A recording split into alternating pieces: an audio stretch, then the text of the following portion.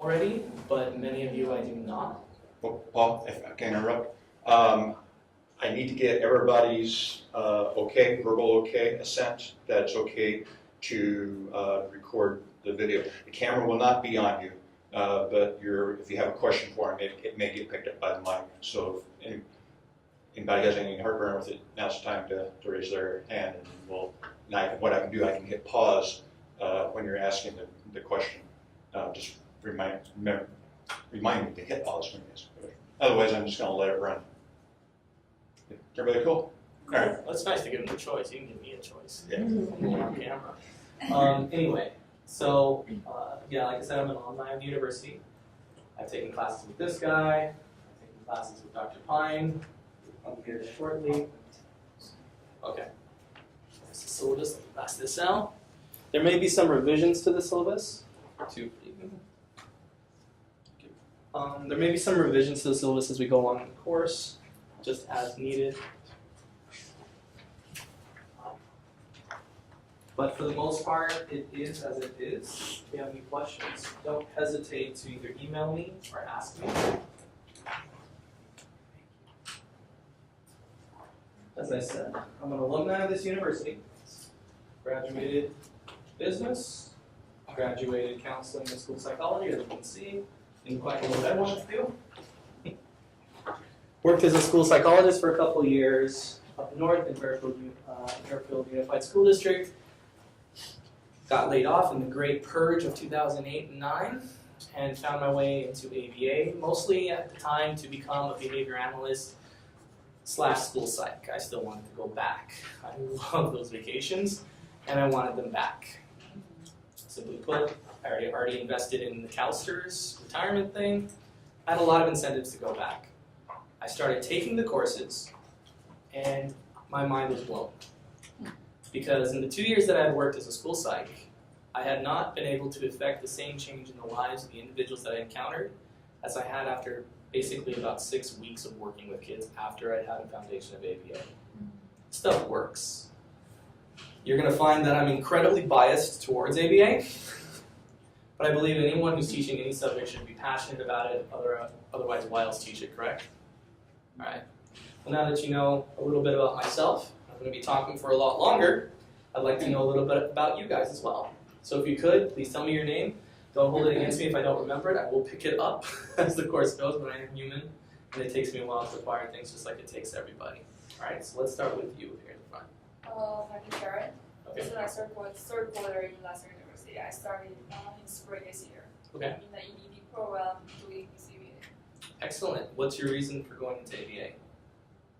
Because it's an internationally recognized program, so if I go back to China, then I can still use my certificate and I don't need to run over the whole program. And that is incredibly true, incredibly valid, and is very, very another reason why I decided to get into this. I don't have any desire to travel just yet, but if I needed to, it's nice to know that it's internationally accredited and acclaimed. And there are some countries, I think Italy is one of them, that their educational system does not meet the board standards, so they have to outsource every BCBA. So if you ever wanted to travel to Europe or some countries in Asia or South America, this is definitely a certification to obtain. Very good. My name is Vida Roberts, and I'm a school psychologist. All right. And I'm taking this program because I want to have a broader understanding of a child, so hopefully impacting their lives positively. Okay. This wasn't yellow to begin with. That sounds like that's much the same reason why anyone that should be an ABA who's going to be before, then you pass it down. Because without that, honestly, there are some people who, let's just take that knocked down. If there's any left, give them to Jerry. Honestly, there's a lot of people out there that have BCBAs. I work for Easter Seal, Southern California. And we've got about 81 BCBAs working for us. That's actually quite a big number of BCBAs. It's not a very commonly held certification worldwide. I think there's about maybe 15,000. That's worldwide. That's not the US. It's not California. That's everywhere. in that time, I've been able to work with so many BCBAs that I never. It's actually a rarity to work with that many BCBAs closely together, and I have seen two kinds of BCBAs. I've seen BCBAs that are in it for the money, they're in it for the job security, and those are all good things. But I also see some other BCBAs who are in it, like you were saying, because you want to understand children more and you want to know how to help them better. So I applaud you. It's an excellent reason. My name is Kamisha Reed Scott, and I'm taking this program because I've always I have an interest in learning why people behave the way they do and how you can help them to have positive changes in their behavior. And so that's what I'm this program. Excellent. And also for the hands-on experience. There are a few things that has hands-on as ABA. Audrey Gaspard, I heard of this program maybe about a month ago from her. And then I saw one of the instructors here just yesterday that was telling me about it. And I have a social work background.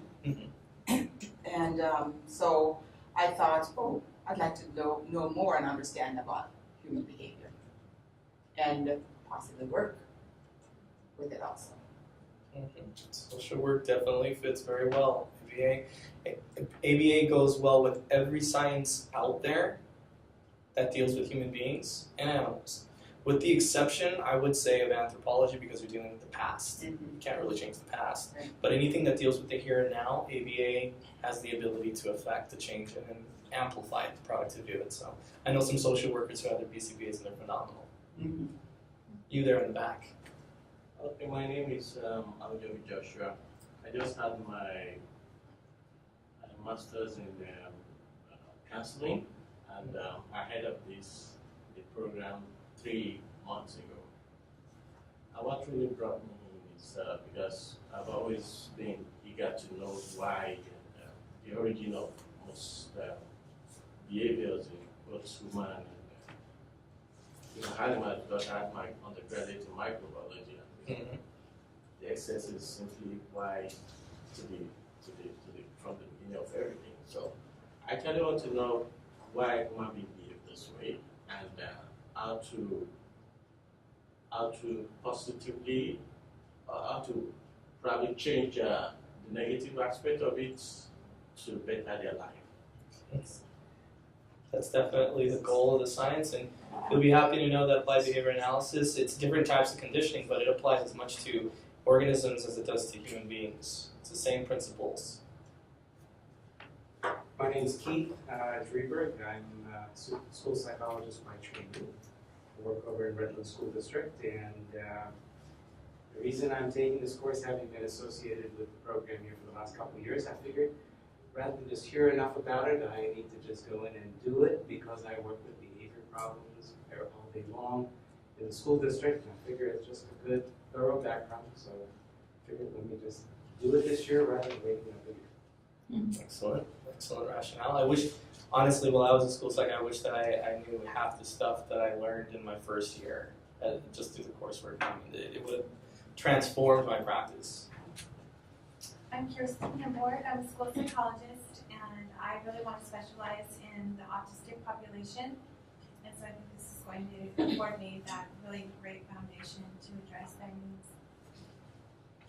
My name is Amin Scaff. I'm also a school psychologist, and I think pretty much all the school psychologists have summed up some of the reasons for attending. For me personally, I work in a school district where the population isn't as diverse in terms of the disabilities. We have a lot of higher functioning students. It's a charter school. Okay. And so the students that we do get who are lower functioning, it's a big sort of shock to the staff and the population, and they're not quite sure how to implement certain things and so on and so forth. So for me, not only gaining the knowledge, because a lot of times, our behavior plans, we have the best intentions, but they're not necessarily the most efficient plans. I think getting the knowledge and the background to help various populations and implement better support strategies is part of the reason that I'm taking the course. Very admirable, and yes, as a school psych, there were sometimes I submitted BSPs and I was queried about behavior, and my common response was, I'm not a behaviorist, I'm a psychologist. Which, yeah, memories suck. I wish I could have forgotten how I was back then, but it is what it is. My name is Darcy Clark. I just will tell you I'm Dora's sister. I took a class with you several years ago. Thought I recognized you. And I finished a school psych program about the time the recession hit. I am primarily a physical therapist of about 28 years. And it's taken me a while to come back, but I renewed my certification for school psych this year and had to decide whether I was going to try to move forward with a psych background down the road versus walk away from it completely. My sister encouraged me to look into this area to widen my horizons in the field of school psychology, and so this is kind of one step towards doing my best to phase out of physical therapy. So this is why I'm here, and I hope I learn a lot. I'm sure I will. I hope you guys do too, otherwise that's my problem if you don't. My name is Kristen Ramey. I'm a first year student here. I started in March. I'm in the MA counseling program.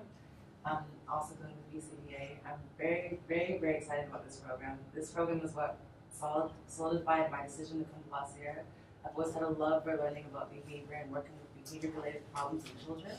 I believe that this is the solid, like a triple threat to make me an ultimate clinician to working with children. Again, I'm very excited and happy to be here. Excellent, glad to have you. My name is Stephanie Thomas, and I guess I started in the spring, so I guess I'm still in my first year here. I want to be a school psychologist, and I think that this certification will make me more marketable and make it help me to have better understanding of behavior. Right now, I'm a substitute teacher, and for the first 6 weeks of the school year, I worked in mild to moderate special ed, and so I had a lot of different behavioral issues. There was a lot of kids in special ed that didn't necessarily have, like they weren't autistic, or they just had behavioral issues that they couldn't be with the regular population. So it was really interesting, and that really made me more excited about learning more about. Okay. Very wide variety of interests and career paths in this room. Regardless of where you guys choose to go, ultimately, you're going to have to make a decision at one point or another. And I just realized I skipped you, Jerry. Oh. I know you well enough that I was just like, just a fixture there. My name is Jerry Pine. That is my sister-in-law sitting back there. Got it. I definitely names that. Dora is my wife. I'm a school psychologist, but I too got caught in the Great Purge of 2008 and ended up doing something as a result entirely, well, I won't say entirely unrelated, but unrelated. And I said never again, so I made it my goal for the past few years to put as many tools in my toolbox as possible to make myself more valuable. This and LPCC and a doctorate, along with the school psych. Just gonna get everything. Whatever I can. You know, you get hit like that, and you know, I understand now why my mother says the things that she and does the things that she does, because she was part of the Great Depression, and it changes your outlook. It does, definitely does. But one thing that is good about it is when I lost my job up north, there was a parent that was a very problematic parent for the district for a while, and not even realizing it. But I guess I was using some behavior analytic. As you'll find, a lot of the behavior principles we're going to use aren't so much this strange mentalistic mumbo jumbo as a lot of them make common sense. It's just using them you realize they're not so common. This particular parent, when he found out that I was being let go, he told me, never waste a good crisis. So even though that was certainly a crisis, I'm sure lots of us would have liked that to never happen. I know for a fact I wouldn't be in the current position I am right now were it not for that crisis. And a lot of you in this room would not be seeking to explore this venue were it not for the fact that that door was shut. my hope is that as you learn more about ABA, you realize that it isn't just another hoop to jump through, it isn't just another 4 initials to add to the back of your signature, but that it's actually a tangible science you can use to not just manipulate and control other people's behavior. Some people want to do that. But I find it's much more beneficial to create win-win situations where people are achieving what they feel is their goal and you're achieving what you feel is yours. So at the end of the day, there isn't a winner or a loser, but they're both winners. It's difficult to find those situations and sometimes it feels hopeless. There's going to be some videos I'm going to show you later on where you're going to see, wow, what is that behavior?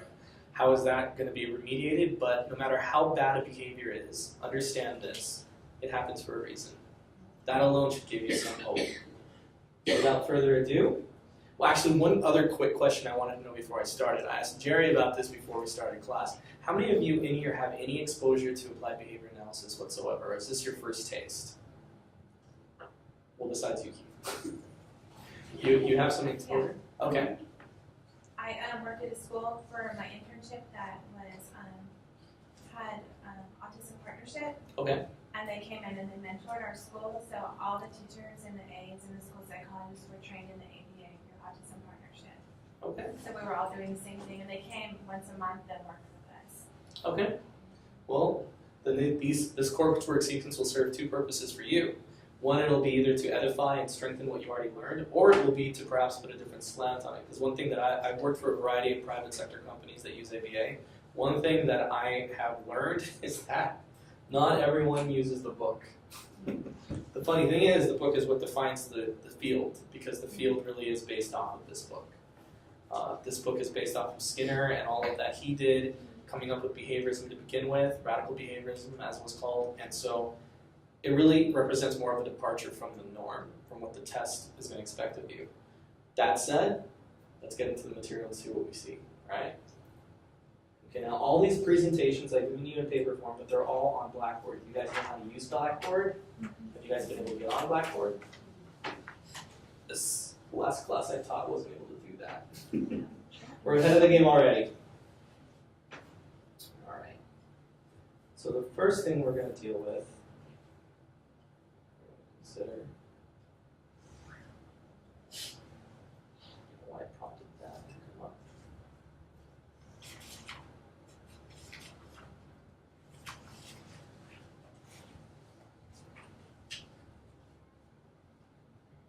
Introduction to behavioral assessment. So in this presentation, we're going to explore what it means to conduct a behavioral assessment and also briefly outline the various phases, methods we use in that assessment process. But before we get started on that, let's ask the question, why is it important to conduct a behavioral assessment, especially you school psychologists here? I mean, there's so many assessment tools out there already, and they all more or less seem to center around the same thing, intelligence, processing, different deficits and stuff there. What can you guys see would be missing from those assessments that you may have noticed, and it would be nice if that measured something here or something there? Do you guys feel that there would be a need for a behavioral assessment, or does it just seem like it's another one stacked on the pile of things we use? I think there's definitely and that's saying it lightly. There's so many students where when you're looking for special education eligibility, you're torn because you don't know what the root cause is. Is it really a learning disability, or is it a result of some, types of maladaptive or socially unacceptable behaviors that, if remediated, would the student really need services? So, wasn't it frustrating? I don't know if you can commiserate with this, but isn't it frustrating when you assess a student and you don't see a clear discrepancy, you don't see a clear processing deficit or any of the other categories that you would, categorize a student and help make them eligible, and ultimately you're left with the conclusion that it seems to be motivational. Have you guys ever encountered that, where it just seems like this kiddo seems to be able to perform when I get him going, but for some reason he's just not producing it? Yeah, that was something. The typical IEP where the kid is 15 assignments behind on his homework. Well, yeah, you're failing the class because you're 15 assignments behind on your homework. So what's up? Yeah, I mean, that was frustrating for me, having to tell a parent, sorry, your child doesn't qualify. Sometimes the parents would be relieved, sometimes they'd be like, no, he does, look, he's struggling. It's like, no, and never mind the fact that you get pressure from the district too. It's like, oh my gosh, the student is suffering. Why aren't you doing something to make them eligible? It's like, we can't do that because there isn't a clear processing disorder, there isn't a clear eligibility criteria here. We can't just shove them in special ed. Well, thankfully enough, behavioral assessments do target motivation. They do target maladaptive behaviors. They target those things that oftentimes slip through the cracks. All right. Now, behavioral assessment involves a variety of methods to identify and define target behaviors for behavior change. It was mentioned in here that one of the reasons a person is going into ABA right now is because they want to do that. With inherent in this definition is the interest in not so much what is going on in the person's mind, but what are we seeing in their behavior? What are we getting from their function of their behavior? Function of behavior we'll get more into in later chapters, but for right now, just understand that the function is basically saying, why is this happening? What's the reason behind it? As psychologists, we often will point to the internal. We'll say, well, Johnny has anger issues because Johnny comes from a troubled home, he's got the background, he's got the SES background that basically says that he's maybe one of his parents is incarcerated, who knows? And he has anger and frustration issues. So whenever we tell him to do his work, he flips out and he throws he just starts wailing on people near him, which gets him sent to the principal's office because we can't tolerate that behavior in the classroom. Well, you're right. He might get angry because he did homework, because I didn't like to do homework when I was growing up.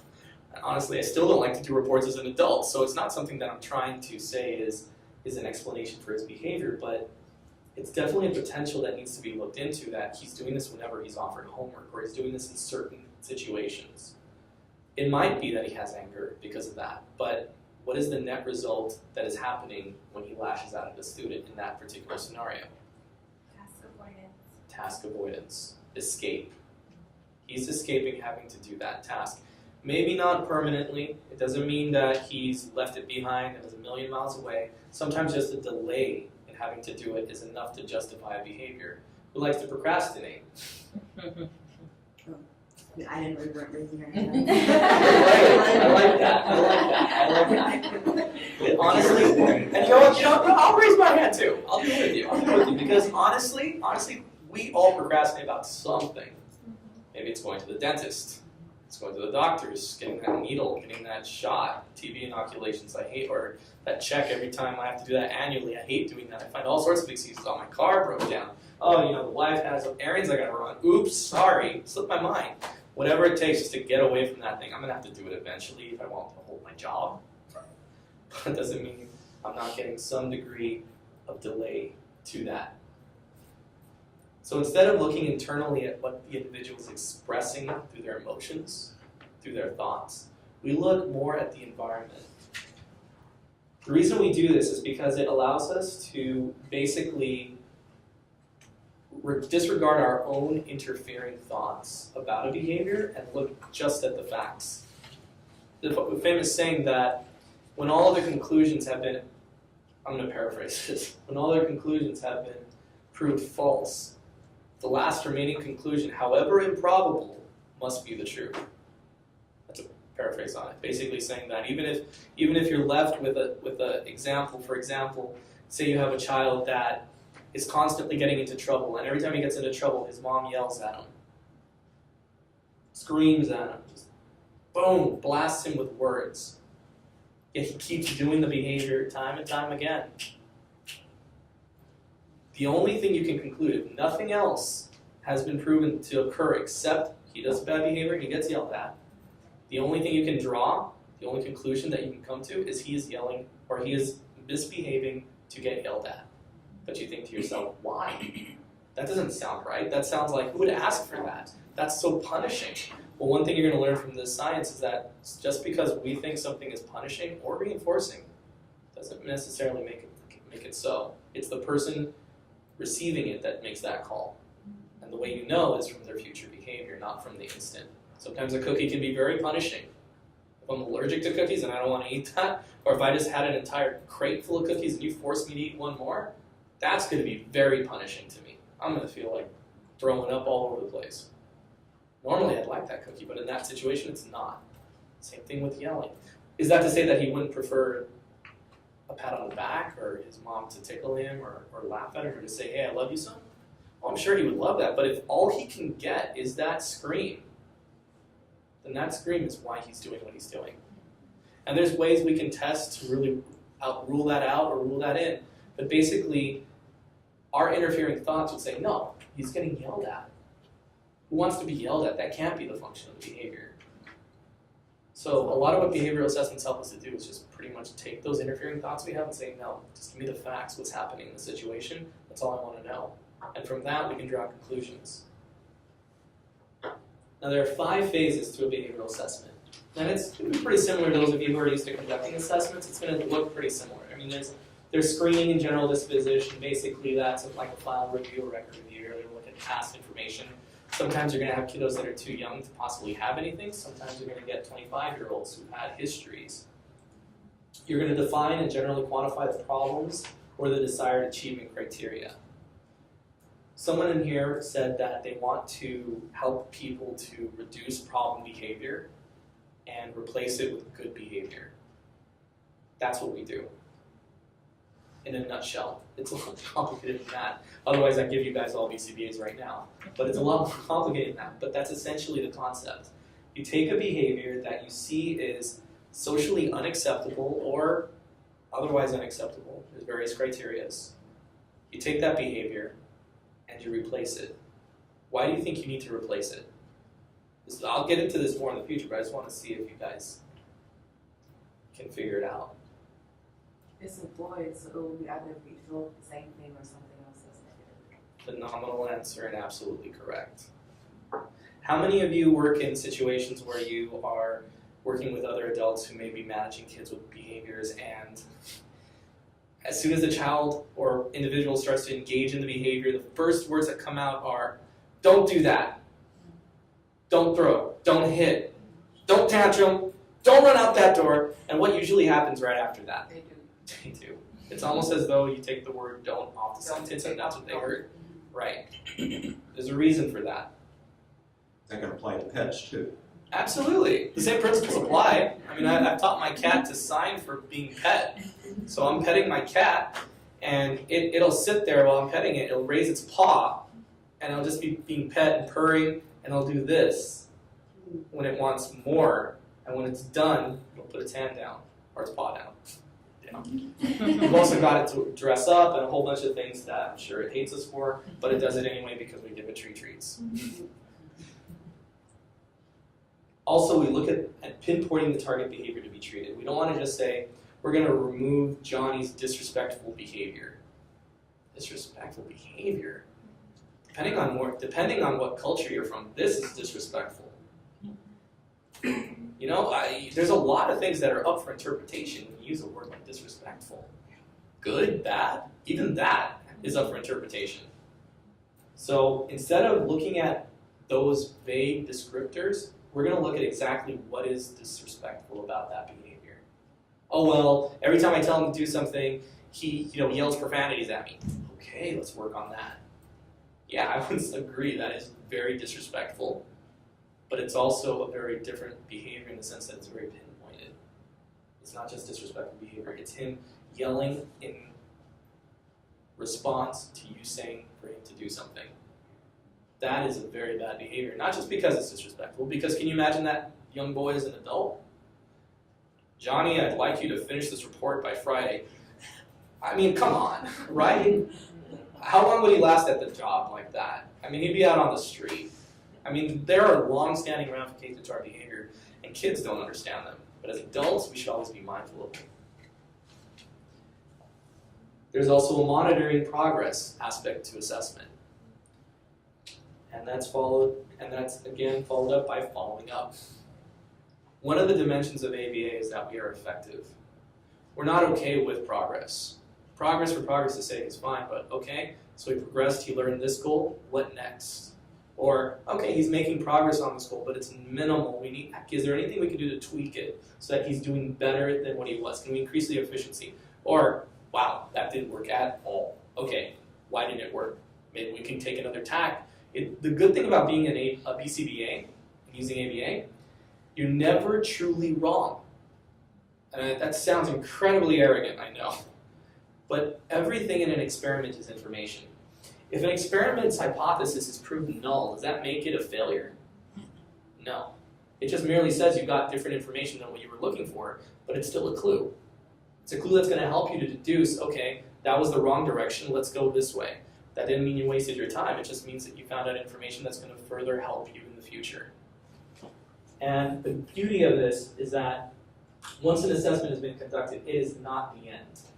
It is not the end, because we always follow up. Say you're working on a child in a classroom who has behavior situations, right? Behaviors or problems are gone. Well, you know what? Is there anything else you need to work on him with? Well, you know he doesn't do his homework either. So now he's not yelling at us anymore, but he's still not doing his homework. Target that. Target that. I mean, the beautiful thing is, when you're done with a person, essentially what you are saying is that for that person's age level or whatever norm you're looking at, that person is performing commensurate with the rest of their class. They need no more assistance.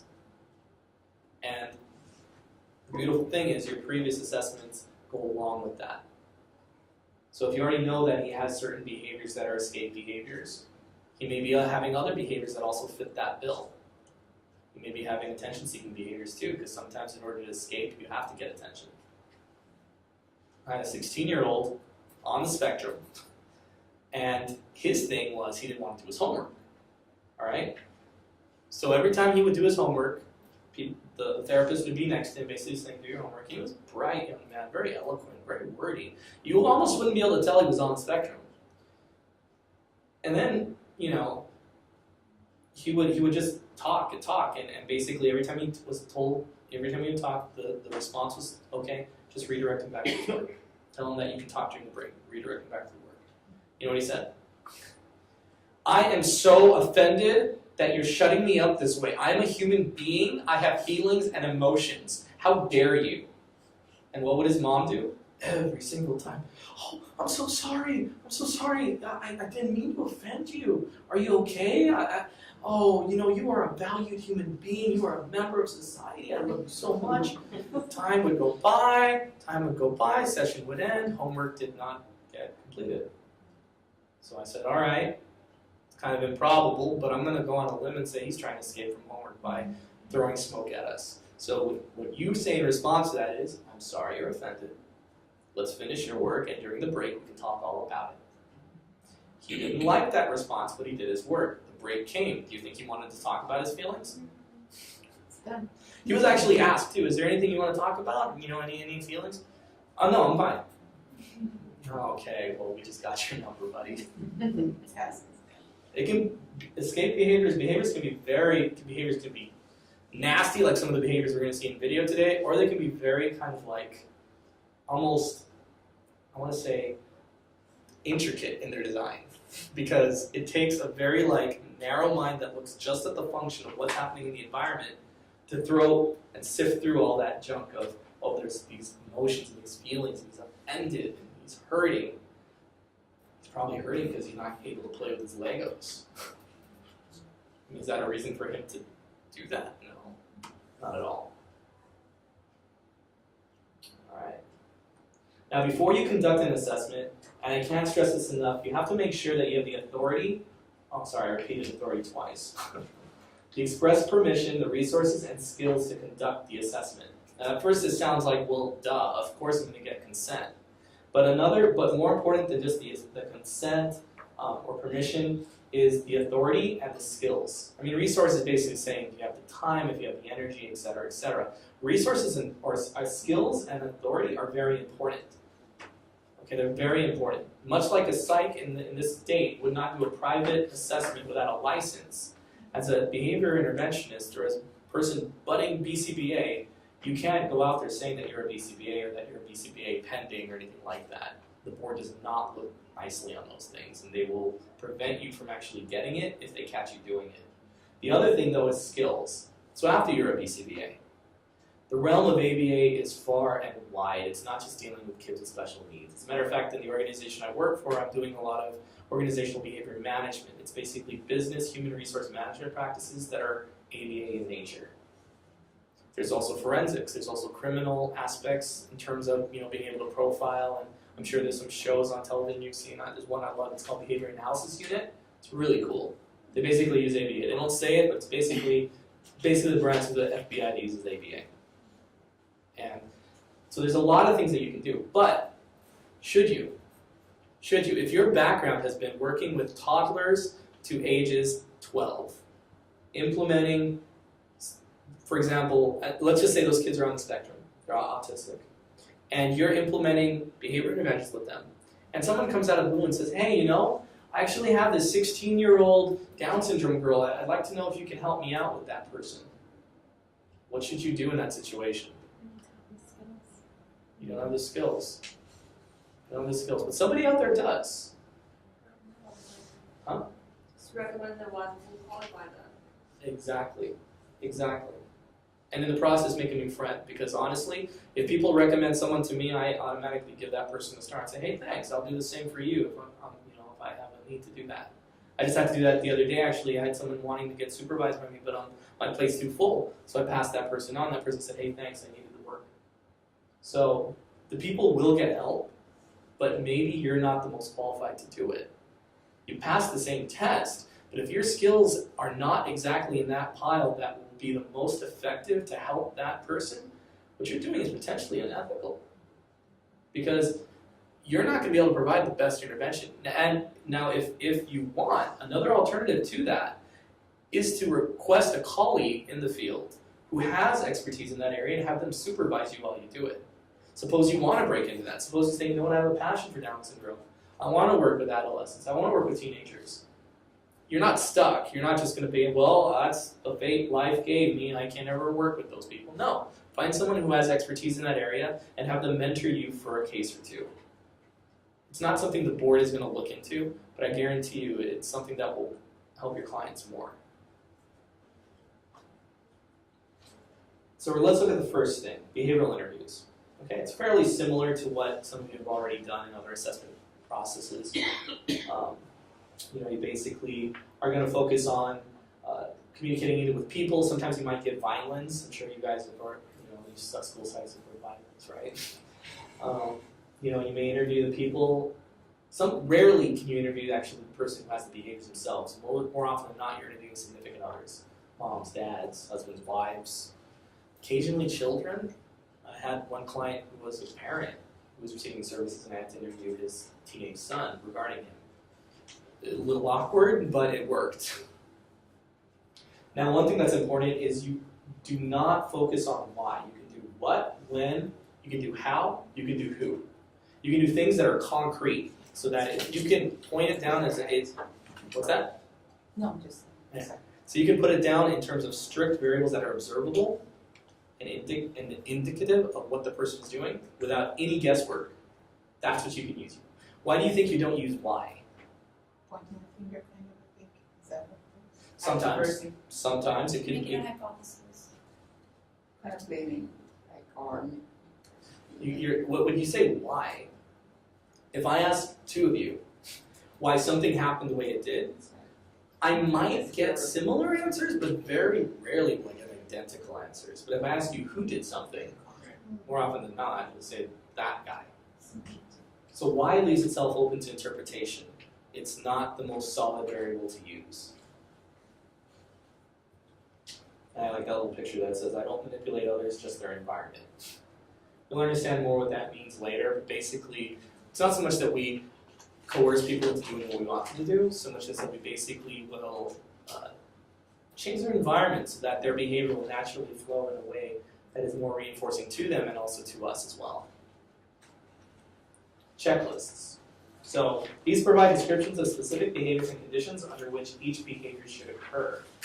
And absolutely must be filled out by people who have experienced the behavior. So say you have a child engaging in a tantrum in the classroom, that person is going to explain, okay, this is when the behavior happened. It happened in this situation, during this period, this was the teacher, these are the specific variables that occurred at that thing. This information is important to an assessor because an assessor can use this for further investigation. If they know that a behavior is occurring specifically at a certain time in the day in a certain classroom, during a certain activity, they don't have to observe the child the whole day.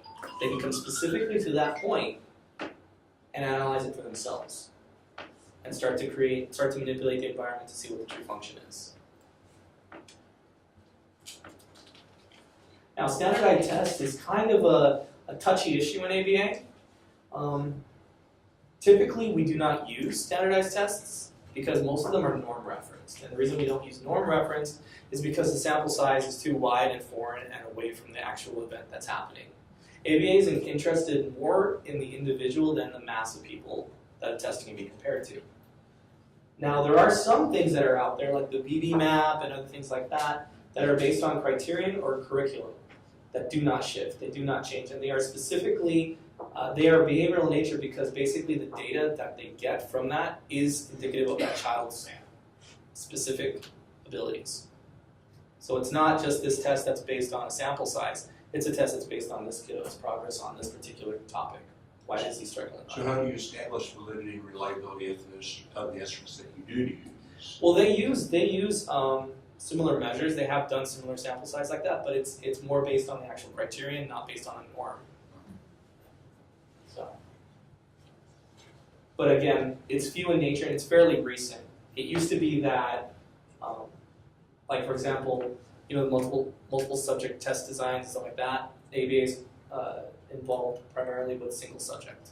So it's more seeing how the behavior works specifically with this individual and then making generalizations on other individuals where it is similar, rather than just creating a sample size that's huge and large. Now, direct observation is the primary method that behavior analysts use when it comes to checking out behavior. It utilizes ABC data recording to aid in the future functional analysis. Functional analysis we'll get into more later. Right now we're just dealing with the assessment. I know analysis, assessment, words sound kind of similar, it's late.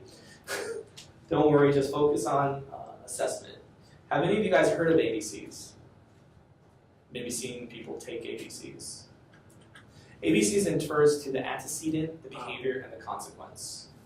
It's also known as the three-term contingency. Basically what you do is you say the behavior is an instance of aggression, like a hit. That's your B. So you're going to have Johnny hit Alfie. The antecedent is what happened immediately before. Now what happened the day before? Now what happened the week before? What happened right before? Well, Alfie bumped into him. Okay, then Johnny hit Alfie. The consequence, Alfie ran away. Okay. So from that, you can basically derive what the function of him hitting was. Got bumped into, so he hit back. Two possible functions is possibly just to get Alfie to get the heck out of here. The other one is known as signs of damage, and it's a little more complex. But basically, it states that if an organism is experiencing pain of some sort or discomfort, its next natural tendency is to lash out at the thing closest.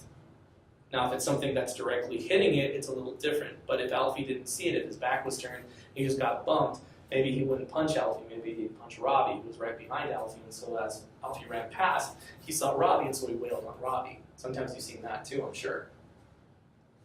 Skinner did an experiment to come up with this principle. It's kind of inhumane. Basically, he took a cage. He took two mice. One side of the cage was a regular floor. The other side had an electrical charge to it. He would shock one of the mice, and the mice's instinct would be to jump up and immediately lash out at the other mouse. And if he didn't intervene, they would basically start to keep fighting until one would die. Basically, what that shows is that the mouse that was shocked, essentially, you could probably conjecture that it established blame was the other mouse. Yeah. Whether or not that's exactly what's going on is unclear. What is clear is that that phenomenon occurs.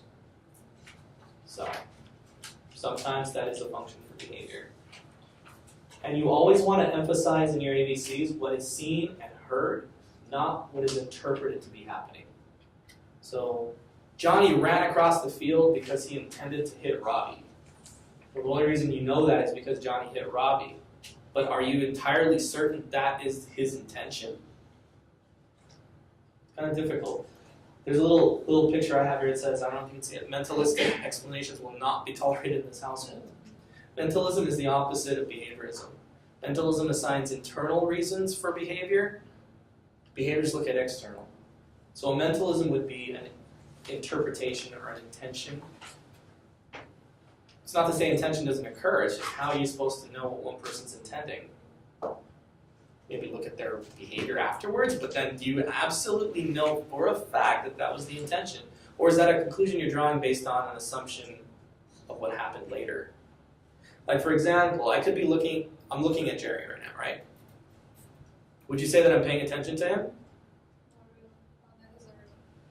Not necessarily. I'm looking at him, doing a little rocking. I'm thinking about lunch. I'm thinking about, wondering where Dora is and why she's not in my class. I'm thinking about a lot of things. I know why she's not in my class. But I'm thinking about a lot of things here. That isn't paying attention. What's another one that we like to do a lot? Intention. Intention, ooh. So he did that because he intended to do that. How do you know? Maybe his mind was somewhere else until something set him off right before he struck. You could say his intention after he hit was that he wanted to hit. But then even then, what was his true intention? Was it to hit? Was it to escape? Was it to gain access to a toy that Robbie was playing? There's so many things you don't know about that honestly, you're going to start to feel with ABA that you have to slow your roll, so to speak. You can't jump to a conclusion that you would normally come to because there may be a fragment of a possibility that you're wrong. If you're wrong about that, then your entire intervention is off. It's based on it's based on a hypothesis. It's basically a puff of air. So any questions on ABC recording? You want to be detailed in your information. You want to say Robbie was in class, playing with other kids. Johnny was in class as well, playing with another set of kids. Johnny ran into Robbie, or whichever struck. Then you're going to have the behavior. It's just going to state what happened. Pure and simple. Johnny hit Robbie. It's not Johnny was angry and lashed out at Robbie. No, Johnny hit Robbie. The conclusion, the consequence, Robbie ran screaming to the teacher, and Robbie was smiling. You can add details to it, just don't say Robbie was happy or contented with himself or smile. I used to see those things all the time with teachers. Oh, that little guy, he was smiling, he was so happy with himself. Maybe he was just happy that Robbie wasn't around him anymore. Maybe he was happy because the other kids were playing with him, or saying, yeah, good job. There's so many details that are missing from that situation. You can't just jump to a conclusion. Ecological assessment. Now this is basically looking at the environment the person is in and drawing conclusions based upon that environment, how it might be affecting their behavior.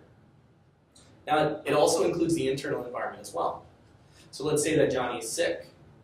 Okay, well that's an internal change to his body. I mean, he could be feverish, there could be a lot of things going on with that, so it needs to be taken into account.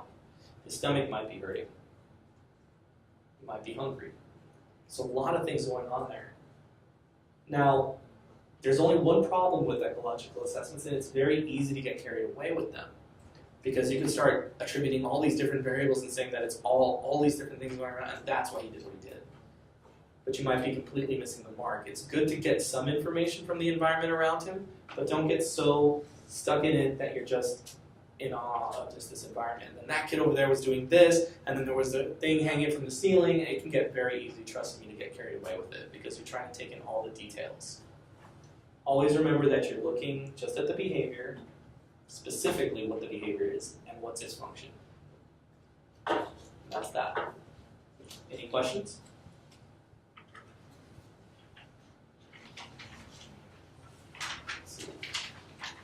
Now, one thing I used to do with the other class that I had last year, actually, was last winter. Class is scheduled to go from 7 to 9:45, I believe, correct? One thing that I threw at the students, it's a possibility, is that class waived their breaks so that you could get out earlier. I leave that up to you guys as a class. You guys want to waive breaks and just keep plowing on through, or do you guys want to take breaks? I mean, we need to just kind of step outside, grab a drink or whatever. Yeah, feel free to. I'll just document it and All right. take it off your sword.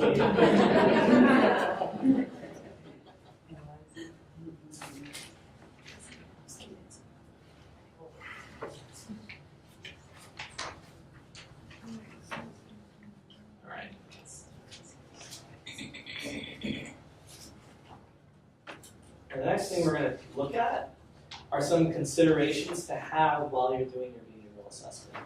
So you got all your tools, you know what you're going to do, you got your order of processes, you know when you're going to do your observations, you know who you're going to interview, you know what kind of checklists you're going to be looking for. You're starting to get information.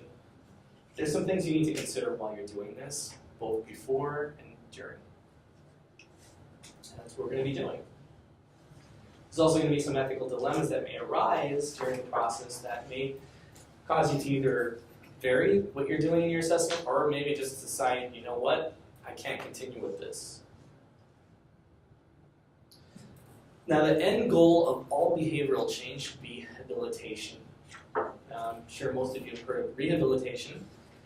Rehabilitation is essentially a similar thing, although it's defined as basically the behavioral change will increase the individual's repertoire in a way that will maximize the opportunity for reinforcement in the environment and minimize their opportunity for punishment.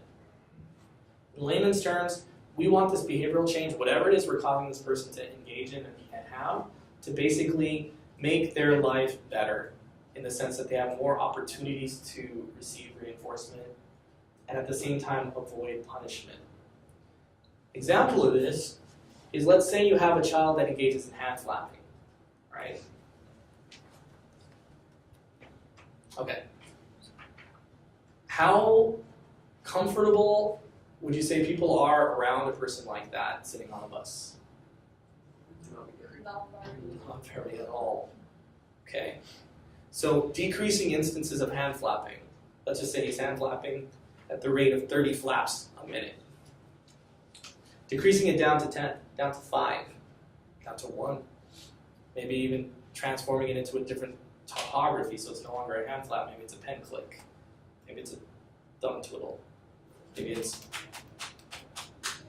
put some headphones on him. They're not going to think he's weird. They're going to think he's listening to a free song. Maybe doing that, what would that have? What effect would that have in his environment around him? Would people be looking at him the same way? Probably not. Now, they may not necessarily engage in conversation at that specific moment, but at least they're not going to be like, this guy, what's wrong with him? I hate it when I see people do that, by the way, but it stands to reason that people are kind of horrified and yet drawn to things that they don't understand. And so when they see behaviors like that, they look at that with a sense of like, wow, it's making that person the center of attention in the worst way. Okay, so the first thing you would do is decrease the instance of hand flapping and replace it with something that is more satisfactory. Now, a lot of people will say that you can replace it with just another thing that uses hands. That's what I see a lot out there. And sometimes that works. But what also works, specifically, I mean, this is kind of advanced stuff, but that particular function that is behind that kind of behavior, maybe it could be a response to excitement, something exciting happening. The person's like, whoa, I have a lot of Latina friends, and they go, yee, when something exciting happens. In that culture, it's normal. But if you, I mean, what does that look like, right? Come on, everybody, okay? So if it looks like that, I mean, in certain situations, they're acceptable, but that's just a response to something exciting. They don't do that when they're waiting in line at the library. They're like, oh, I just won the lotto. You know, people don't know how to behave. They don't know how to react. The excitement's overwhelming to them. It could be something he's doing because he's so bored. You know, he is so in his own mind and he's just like, you know, doing whatever. What do you guys do if you're in a situation of extreme boredom? Have you ever been in a situation like that? Okay, well then hypothetically, imagine you're in an office, a doctor's office, waiting for an appointment, okay? There is no TV. There are no periodicals.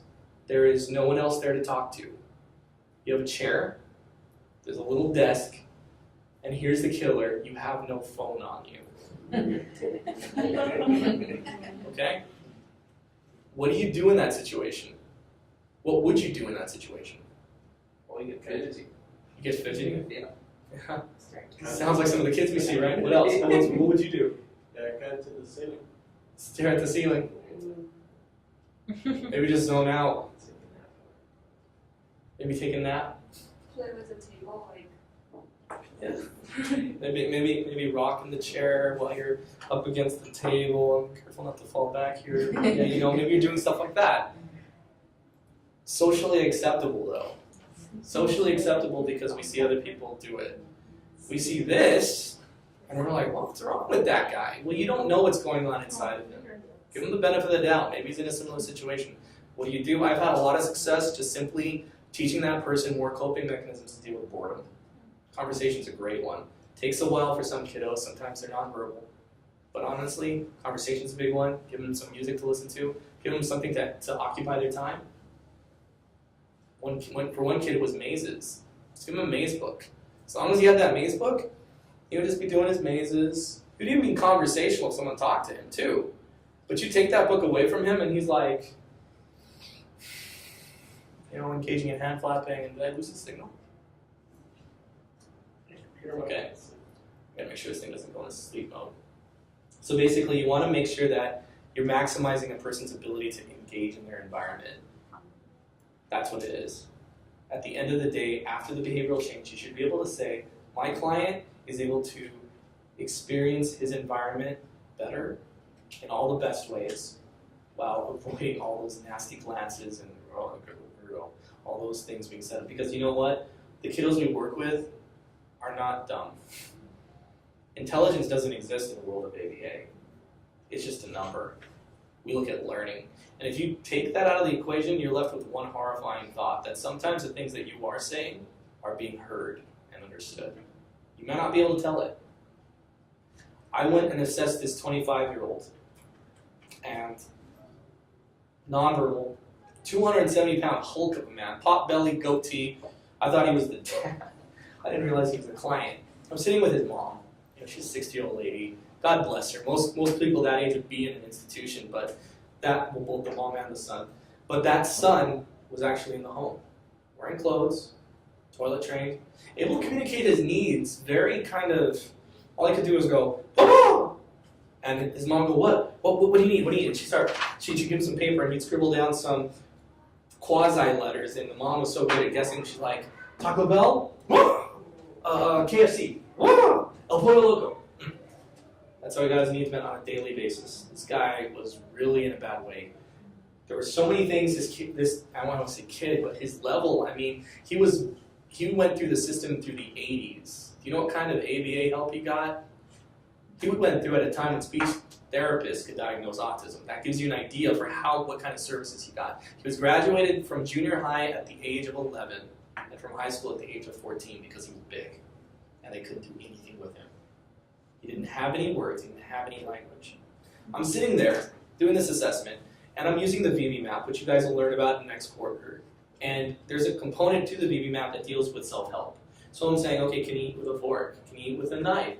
Is he toilet trained? Can he wipe himself? Things like that. And the mom is actually very composed, because I've had some parents break down and cry. But she's saying, oh no, he can't do that. Oh, he can't do that. Oh, well, he needs help doing that. I'm just doing this. He's over there on the couch, which is kind of strange because the assessment took 2 hours. He was supposed to be going to, I forget, bowling or Universal Studios, because that's what he did every single day, because really his life was like totally out there. So he's just sitting there on the couch. It took me a while to realize that he's not doing anything. I'm used to kids going off the handle and blowing up and everything. I was kind of scared of him being that big, right? So I'm doing all these things. Mom's saying he can't do this, he can't do that, he can't do this, he can't do that. I'm just marking it matter-of-factly, because I've done hundreds of times before. And I turn and I look at him. Now, you're going to see some behaviors near the end of class here in some videos. I have dealt with behaviors like that so much that they don't even faze me. I call it the music of therapy when I hear those screams, those tantrums, those yelling. It doesn't faze me. When I see this, it doesn't bother me. It doesn't bother me, kid. Sorry, it is what it is. You're going to do what you're going to do, and you're going to like it eventually. Right now, you hate me, but I don't really care. This is behavior change for your benefit, so hate me if you want, but you're going to get better. So I'm used to those kind of looks, but when I looked at that man, sitting there on the couch, he was staring right at me. His eyes were watering. Like, he wasn't crying, but his eyes were watering, and he was just staring at me. And it struck me to such an extent that I had to call the assessment right there. I had to say, I'll come back tomorrow and finish this. Because I didn't want to start tearing up in front of a parent that's extremely professional. But and I know it's mentalizing, looking at those eyes though, it was as though he understood everything that I was saying, everything his mom was saying, and he realized just how much he couldn't do.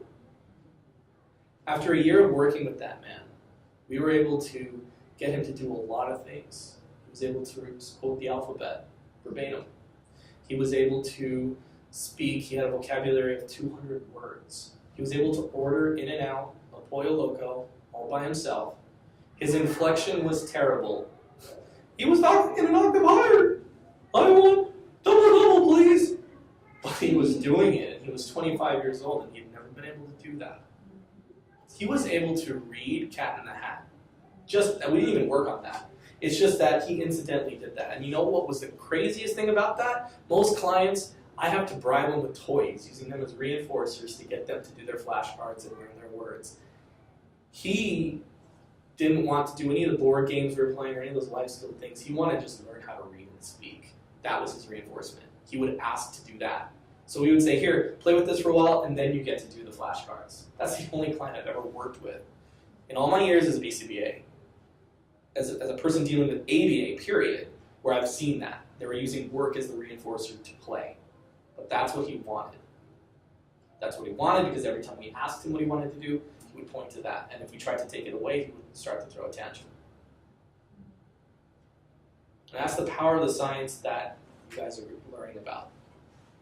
And after that, I wasn't able to stick with him for all of his development because I actually came at a point where I was leaving the company. But he was a little more rehabilitated for that intervention than he was at the beginning because his world was a little wider and his opportunity for punishment a little less. His quality of life had increased, and ultimately that's what you're looking for here. I have a little picture that says negative reinforcement and punishment are not interchangeable terms.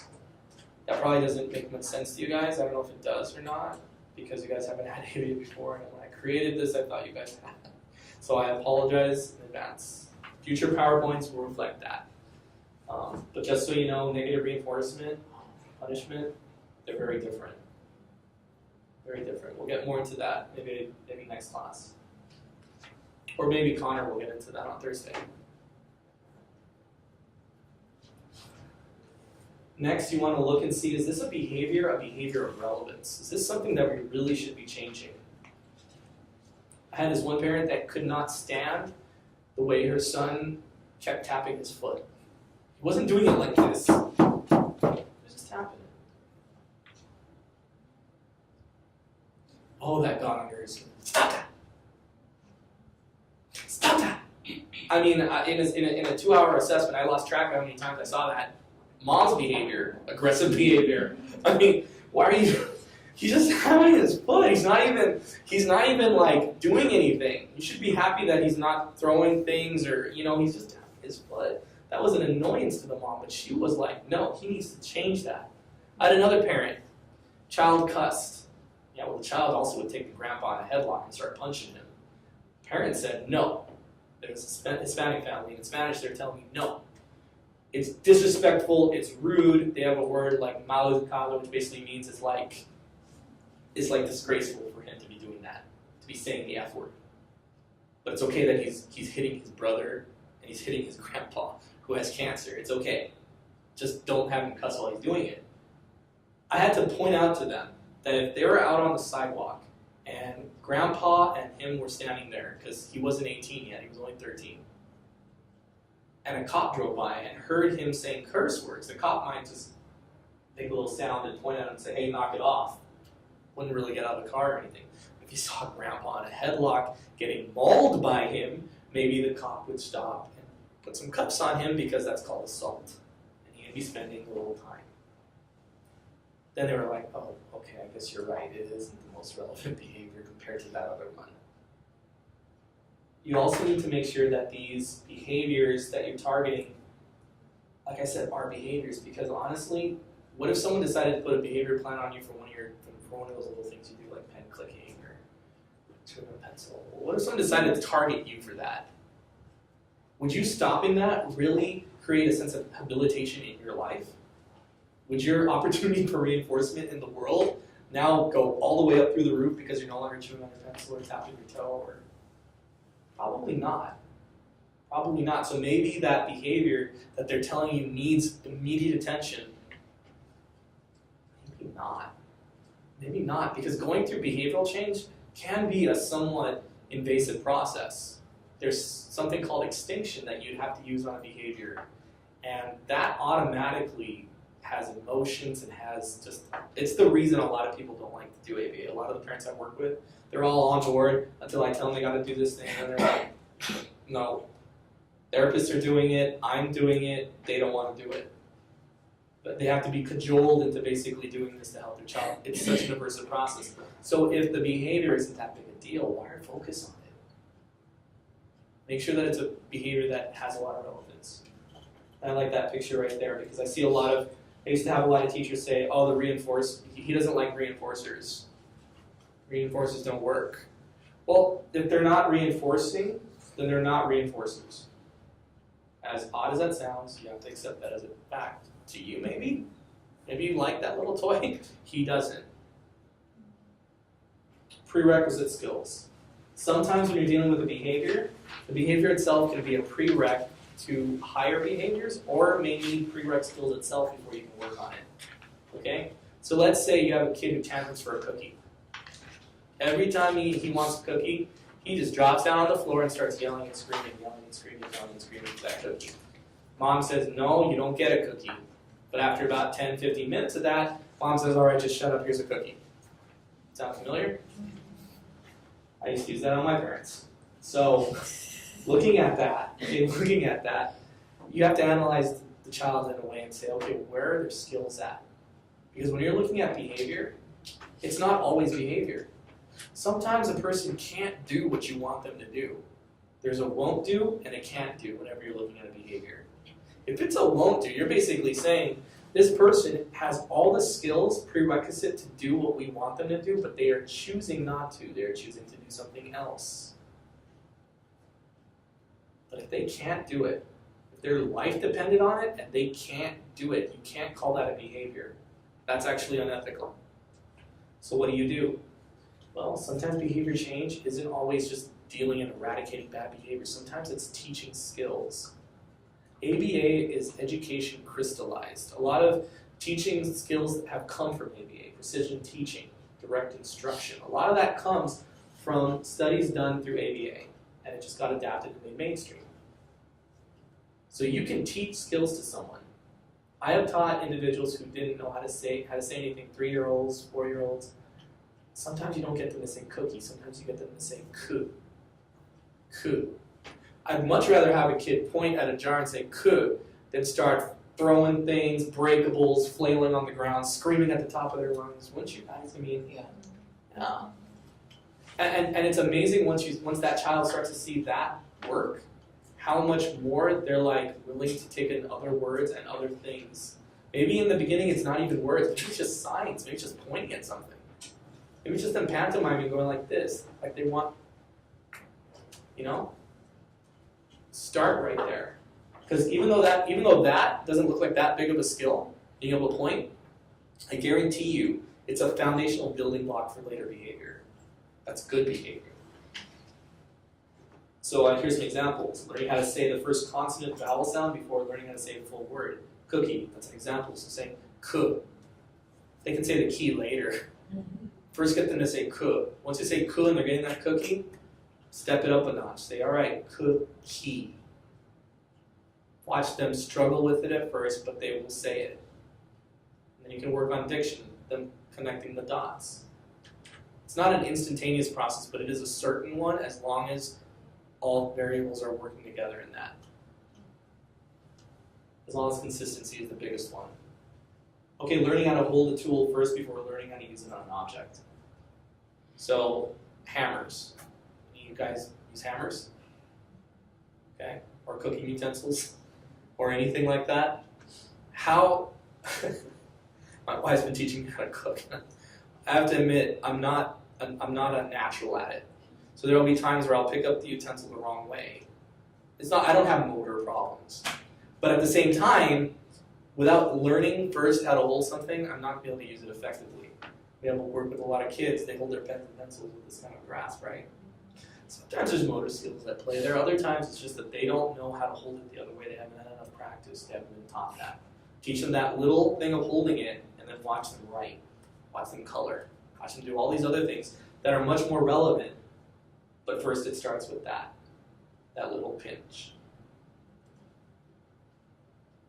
By the way, as an aside, because I know pinching, I don't know if any of you have worked with OTs or occupational therapists, you're going to see a lot in ABA that can augment or in some cases replace what OTs and what speech therapists do.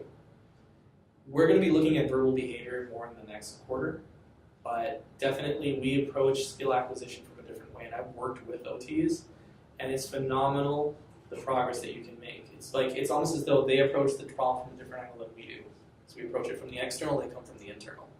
And they're not always wrong, you know. And it's oftentimes a synergy that happens. So if you see that there's a lot of redundancy, basically we deal with behavior no matter what that behavior is. And if it overlaps with another science, well, we're like the blob. We just kind of consume things as we go. So now before you're going to start an assessment, you have to ask some questions. 1, will this behavior change increase my client's access to environments that serve as an opportunity for increased behavior change? That's habilitation. So is this going to be a behavior change that's going to create habilitation? If not, I'm going to decline that contract because that's not going to help. We're both going to be wasting time. There are so many kids out there, not even on the spectrum, but just in general, that can benefit from a good BCBA. That you don't want to waste your time on this little insignificant skill that's really not going to have a lot of benefit for that client. You're going to put that client through a lot of hell, and you're going to basically be depriving other people of your services. So pick your clients, pick your services well. Will changing this behavior allow my client more opportunities to interact with others in a more appropriate or supportive manner? You're looking at social involvement here. So is this skill going to help him to be able to reach out? In autism, that's huge. Autism is an incredibly isolating disorder. That's one of the mainstays of it, is that they're solitude. They don't seek to play with others. Oftentimes they can be somewhat reclusive and just in their own little box. For an individual such as that, teaching them this is huge. This can also be for people, this can range from people who do hand flapping to people who just pick their nose too much. I mean, it can be a whole range of things. I had a professor who he decided to use his BCBA kind of uniquely. He focused on males who were of dating age and independent. They maybe have been in group homes, but they were relatively independent. And he taught them the prerequisite skills to get dates. And many of them got girlfriends, and some of them even got married. I'd say that fit number 2 pretty well. These are people that did not have those social skills to begin with. He would teach them. He'd say, take baths more than once a month. Make sure you chew with your mouth closed. It's good to ask questions of the other person and look at them in their face and not their chest. Little things like that you think, wow, okay, I guess a lot of guys out there can benefit from that. But you know what? It's skills that were interfering with this person's ability to basically get a girlfriend. The person was vocalizing, I want a girlfriend. Well, there you go. Is this an age-appropriate behavior? You're not going to teach a 3-year-old how to get a girlfriend. Likewise, you're not going to teach a 3-year-old how to ride a bike. You're not going to teach a 5-year-old how to do a transaction at the store with a credit card. And I'm using extreme examples here, but really what happens is sometimes parents see progress, sometimes adults, teachers see progress, and they want to keep pushing. You know what? 2-year-olds tantrum. It is a fact of life. If you want to eradicate tantrums in a 2-year-old, you're going to create a robot. And that's not normal. It is normal for children to tantrum at that age. Maybe not to the extent or to the intensity as some of them do, but occurrences of it are developmentally appropriate. Now, 10-year-old, okay, no, with that. You're old enough to use your words, you're old enough to act like a 10-year-old. But don't, if you're encountering someone who's giving you a contract to do an assessment, to work on someone, and you're looking and seeing all these skill deficits, all these behaviors are age appropriate, and yet they still want you to do intervention, I would ask them what they want done specifically, and chances are they're going to say something outlandish to you. I've had that happen. It's a little tragic, and I know no one likes to turn down work, especially after all of you guys have basically told me that you want this to kind of bolster your ability in this career, but you have to be ethical. We're nothing if we're not ethical. You know, it's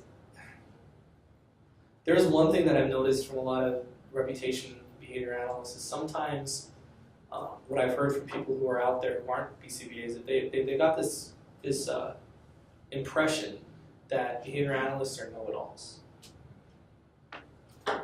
I find that really offensive. I find that really sucks because that directly impacts their ability to ask a behavior analyst for help, because you don't want to ask a know-it-all for help, right? That's the last thing you want to do. They're so cocky and conceited and arrogant, they're going to make you feel this big. You don't want to ask them for help.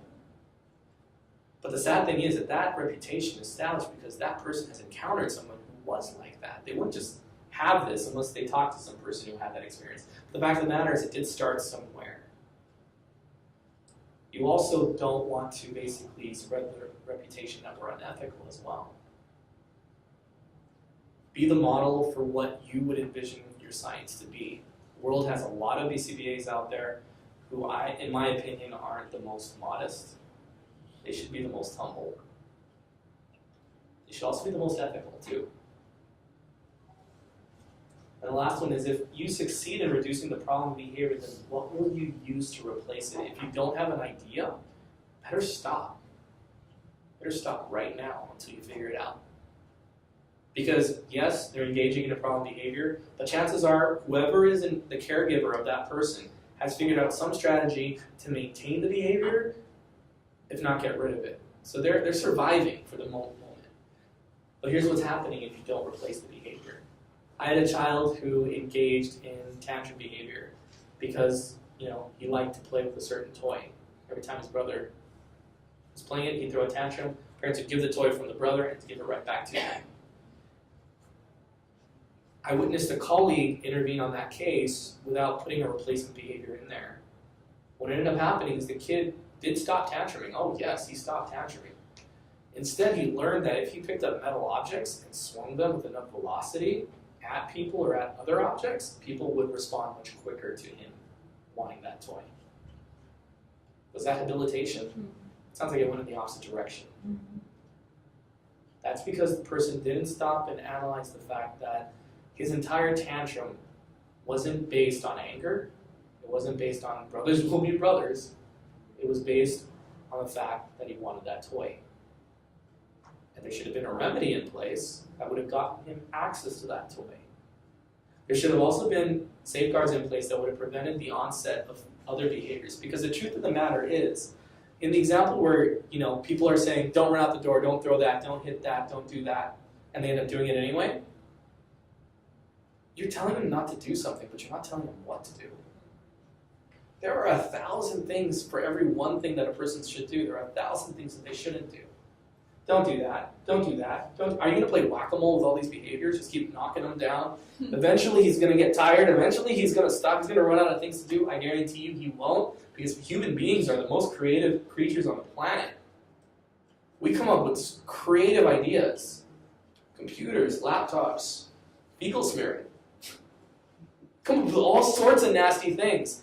If we want it to get what we want, it's nothing personal. It just gets me what I want, so I'm going to do whatever it takes.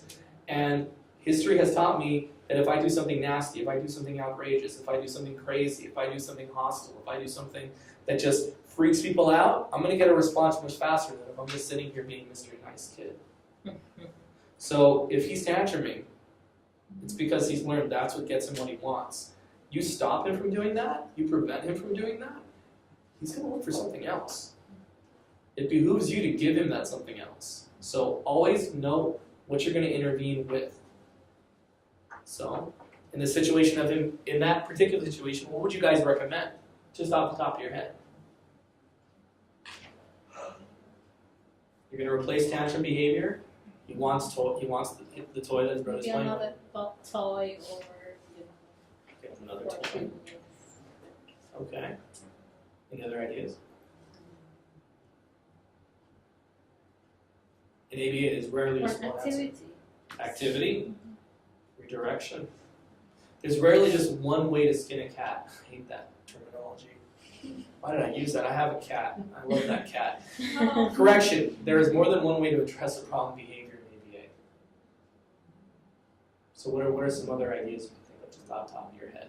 Just common sense things. I'm not expecting you guys to be behavior analytic.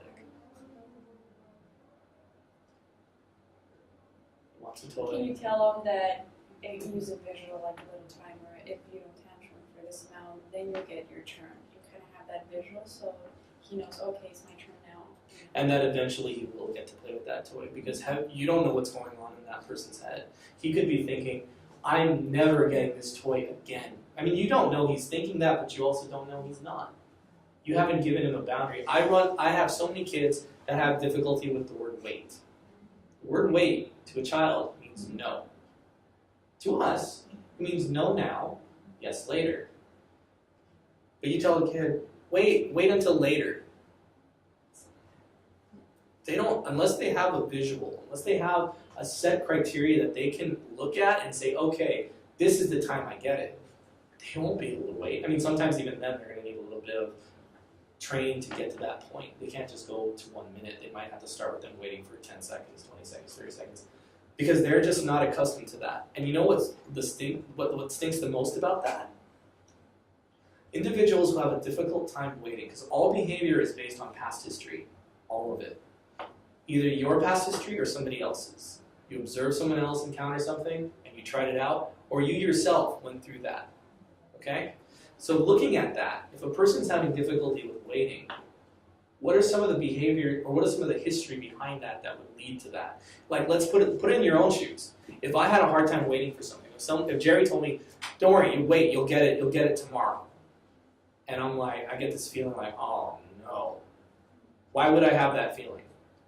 Because you may have that experience that tomorrow didn't come. It didn't work. You promised tomorrow and then you never did it. Maybe a broken promise in the past. Yeah. Something in the past where he said the same thing to me and he didn't do it. One of the biggest problems I see with parents, sometimes with teachers as well, is that they make promises they do not keep. And at first they think, oh, you know what, it'll be fine, I'll do it next time. And you know what? No, it's not fine. Because you have just discredited yourself as a reinforcer. If someone told me that, if my bank told me that, you know what, or if my employer, told me, you know what, I'll give you your paycheck will be coming 5 days later, and I've been getting paid by them reliably all this time, I'm going to go, you know what, okay. It's not convenient, but I'll accept that. But if they've done that before, or I've had that happen to me at another company and then the company went under, what's my response going to be to that? No, pay me now. Pay me now or I'm going to take you to court. It's going to be severe because of my past history showing me that. So I'm going to react that way. And someone might say, oh, you're so impatient. No, not really. It's what I have learned from my past history. And taking a risk on that goes against the grain of what I have learned. So all behavior is learned in that sense. Unless it's unconditioned. And we can get it, I'm sure, I don't want to spoil Connor's lecture. I don't know what he's going to get into. But, all right. So here are a few of the many ethical. We're not going to go through all of them in this class, but just some that you need to think of. So make sure you're targeting the actual behavior, not just a behavior that is tangential to it. So let's say you're dealing with tantrum behavior that involves a lot of throwing. And you're only going to target the throwing, you're not going to target the tantrum. So what you're going to do then is you're going to make it so there's no objects for him to throw, but he's still tantruming. It's just that now instead of throwing, he's just doing something a little more subtle. So the rest of the class is able to go about their business without property destruction, and that's enough. Not really. Not really, because instead of addressing the core root of the problem, you simply just trim the hedge a little bit. And what's one of the dangers that can happen if you do that? If you stop him from doing something without really addressing the problem and replacing it, Go backwards. it can go backwards, it can go south real quick. instead of throwing, you might find that he's like, fine, I can't find any objects, but I make objects after I eat. You know what I'm talking about. That is gross stuff, if you've ever had to deal with it. It is gross stuff. Yeah. In this field, just as a heads up, in this field, especially as you're going up in the ranks, now those of you who are school psychologists, you don't have to go through this. But if you're going to go through the ranks, you're going to get spat on, you're going to get thrown up on, you're going to get pooped on and pissed on, and a lot of different things like that. And while those things are not pleasant, and I'm sure Dr. G is going to hate me because I'm sure I caused a few of you to just walk out of the classes now. It helps you in the sense that you realize that this kid spitting at me isn't doing it because he's disrespectful. He's doing it because he wants a consequence to occur. And me walking away from this kid while he's doing this is tantamount to me saying, you got it. That's what you do, son. That's what you do in this situation. Whenever you don't want to do something, you just start spitting at him. Good job. Have a nice life. I wouldn't be able to live with myself because that child is going to grow up to be a man. His loogies are going to be a lot bigger. And his consequences are a lot more dire. He's not going to be able to just go around public spitting at people. So, even though it's kind of nasty, some of the things you have to deal with, there's always a light at the end of the tunnel, and trust me, if you talked to me before I'd gone to the science versus after, I would have said, oh heck no, I'm not going to get into that. But after actually going through it, you feel a sense of accomplishment because you dealt with something that for yourself may have been a challenge, and you were able to look past your own effectiveness towards that in terms of it affecting you and see the heart of the problem. You're able to get hit and not get mad. You're able to struggle with someone and not feel your blood pressure rise because you see the heart of the problem. It isn't that this person is being an angry, offensive brute with ODD or CD or whatever. No, this is a kid who has just learned from his past behavior that this works. He needs to unlearn this quick, or he's not going to be a functioning member of society. All right, so you want to make sure that you want to also target the behavior that is being done and not what others say is being done. What I mean by this is someone can say, oh, Johnny does this, he does that, he does this, he does that. And then when you actually see Johnny, you see something completely different. Don't target what they're saying to target. Target what you see. Because as a behaviorist, you see through to the heart of the behavior and the heart of what's really going on far more effectively than an outside observer who doesn't have your skills. Those of you who are school psychologists already come with a nice palette of observational ability. This is going to augment you guys tremendously. And those of you that don't have that, you're going to not be any worse for wear either. Because you're going to be able to look at one thing I used to do for fun. How many women in here watch reality TV? It's okay. My wife does it too. So do I sometimes. Bravo. I'm not cheering you on. I'm saying bravo the channel. Oh, it's my favorite. Real Housewives of literally God knows where. One thing that I have done as a coping mechanism for myself is I have taken to analyze the people on that show because Lord knows that I can't stand that stuff. That's what I do the whole time. I love it. Oh, but anyway, so look, and whether or not you're looking at that or you're looking at a sitcom. You guys watch sitcoms? Modern Family? That's a cool show. No? What do you guys think? If you're watching it television, you might be thinking, where am I going with this? Analyze the behavior of the actors there. You will find a trend. If an actor is acting correctly, if the situation is not supposed to be necessarily a sitcom, maybe a drama, sitcom is supposed to be ridiculous, so it's not going to fit in the constructs of behaviorism. But if you look at a drama that's well done, like a movie, okay? And if the script is well written and the actors are acting well, and if you analyze their behavior, it will fit. If it does, it's like, oh no, don't chase me with that knife. Ah! Okay, that's terrible acting. That's highly improbable. I mean, might as well not say anything at all. That would be better than what that was, right? Because it didn't fit according to what you would expect that behavior to look like. So as you're learning behavior, as you're learning things like that, watch TV, analyze it. Sometimes you might find things to be incongruent. You might say, well, that was really weird. Sitcoms do that on purpose, by the way. Comedy is incredibly contrary to function, otherwise it would be funny to us, we wouldn't take notice of it. And also make sure that the behavior being targeted is actual behavior. So like weight loss, that's not a behavior. It's not really a behavior. And you can target the eating.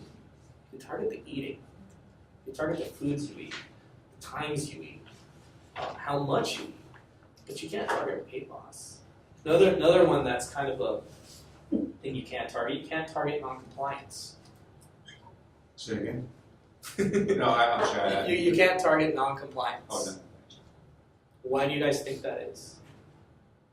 Well, first of all, before we go there, what is non-compliance? This actually leads into the last PowerPoint. So what is non-compliance? Pick on you, Keith. Non-response, Non-response. in other words, it's not really an action, it's an inaction. Okay. Okay. And Making then someone do something, so you can't really. that's exactly why you can't measure it and you can't address it. There's something called the dead man's test. I didn't know if I said think dead man's test because I thought you guys had Connor's class first. So anyway, dead man's test basically says that if a dead man can do this behavior, it is not a behavior. So exceptions to this are if you see a dead body sitting in a chair and you tell the body to sit down, you can't necessarily say it's following your directions, it was already doing it before. But if you have it propped up against the wall and you tell it to sit, is it going to sit? If it does, please tell me so I can get the heck out of here, because that's creepy. We're not dealing with The Walking Dead, by the way, since we're talking about television. So let's just focus on the real world and not Halloween horror or anything like that, not very far. So if a dead man can do it, it's not behavior.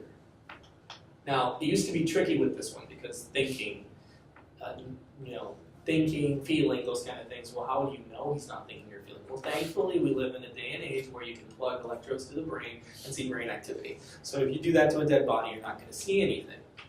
You're not going to see anything when you show them something shocking or something heartwarming or scary or saddening. They don't feel, they don't think. So if a dead man is being non-compliant, well, how would you even know that? Because why? Because the dead man's not listening to you. He's not doing what you say to do. If a dead man can do it, then that's not a behavior.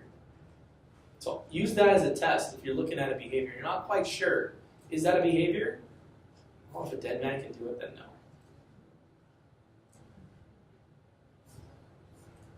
So make sure that you're not dealing with dead men behaviors when you're trying to change them, because you can't change a dead man's behavior.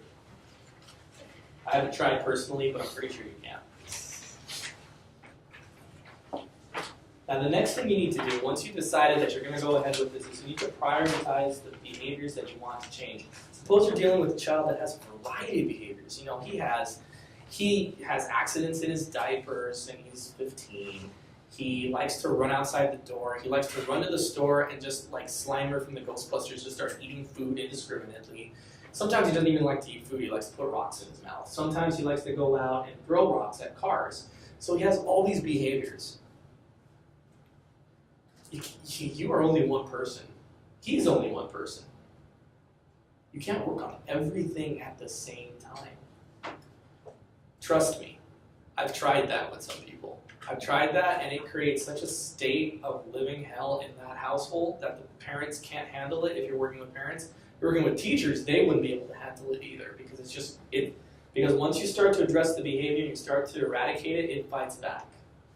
It's momentary and it's temporary, but it, like any other creature, will try to fight back. And I'm not talking about the person, I'm talking about the behavior. That's the process known as extinction, and Connor may go over it, so I don't want to spoil it. But let's just say that it's a nasty procedure that if you're dealing with 10 behaviors and it's all happening at once, no one's going to be able to survive that. Alright, so the first thing you need to ask yourself is, does the behavior change pose any danger to the client or others? This is kind of one of those double standards in the sense that if the client's already damaging themselves, okay?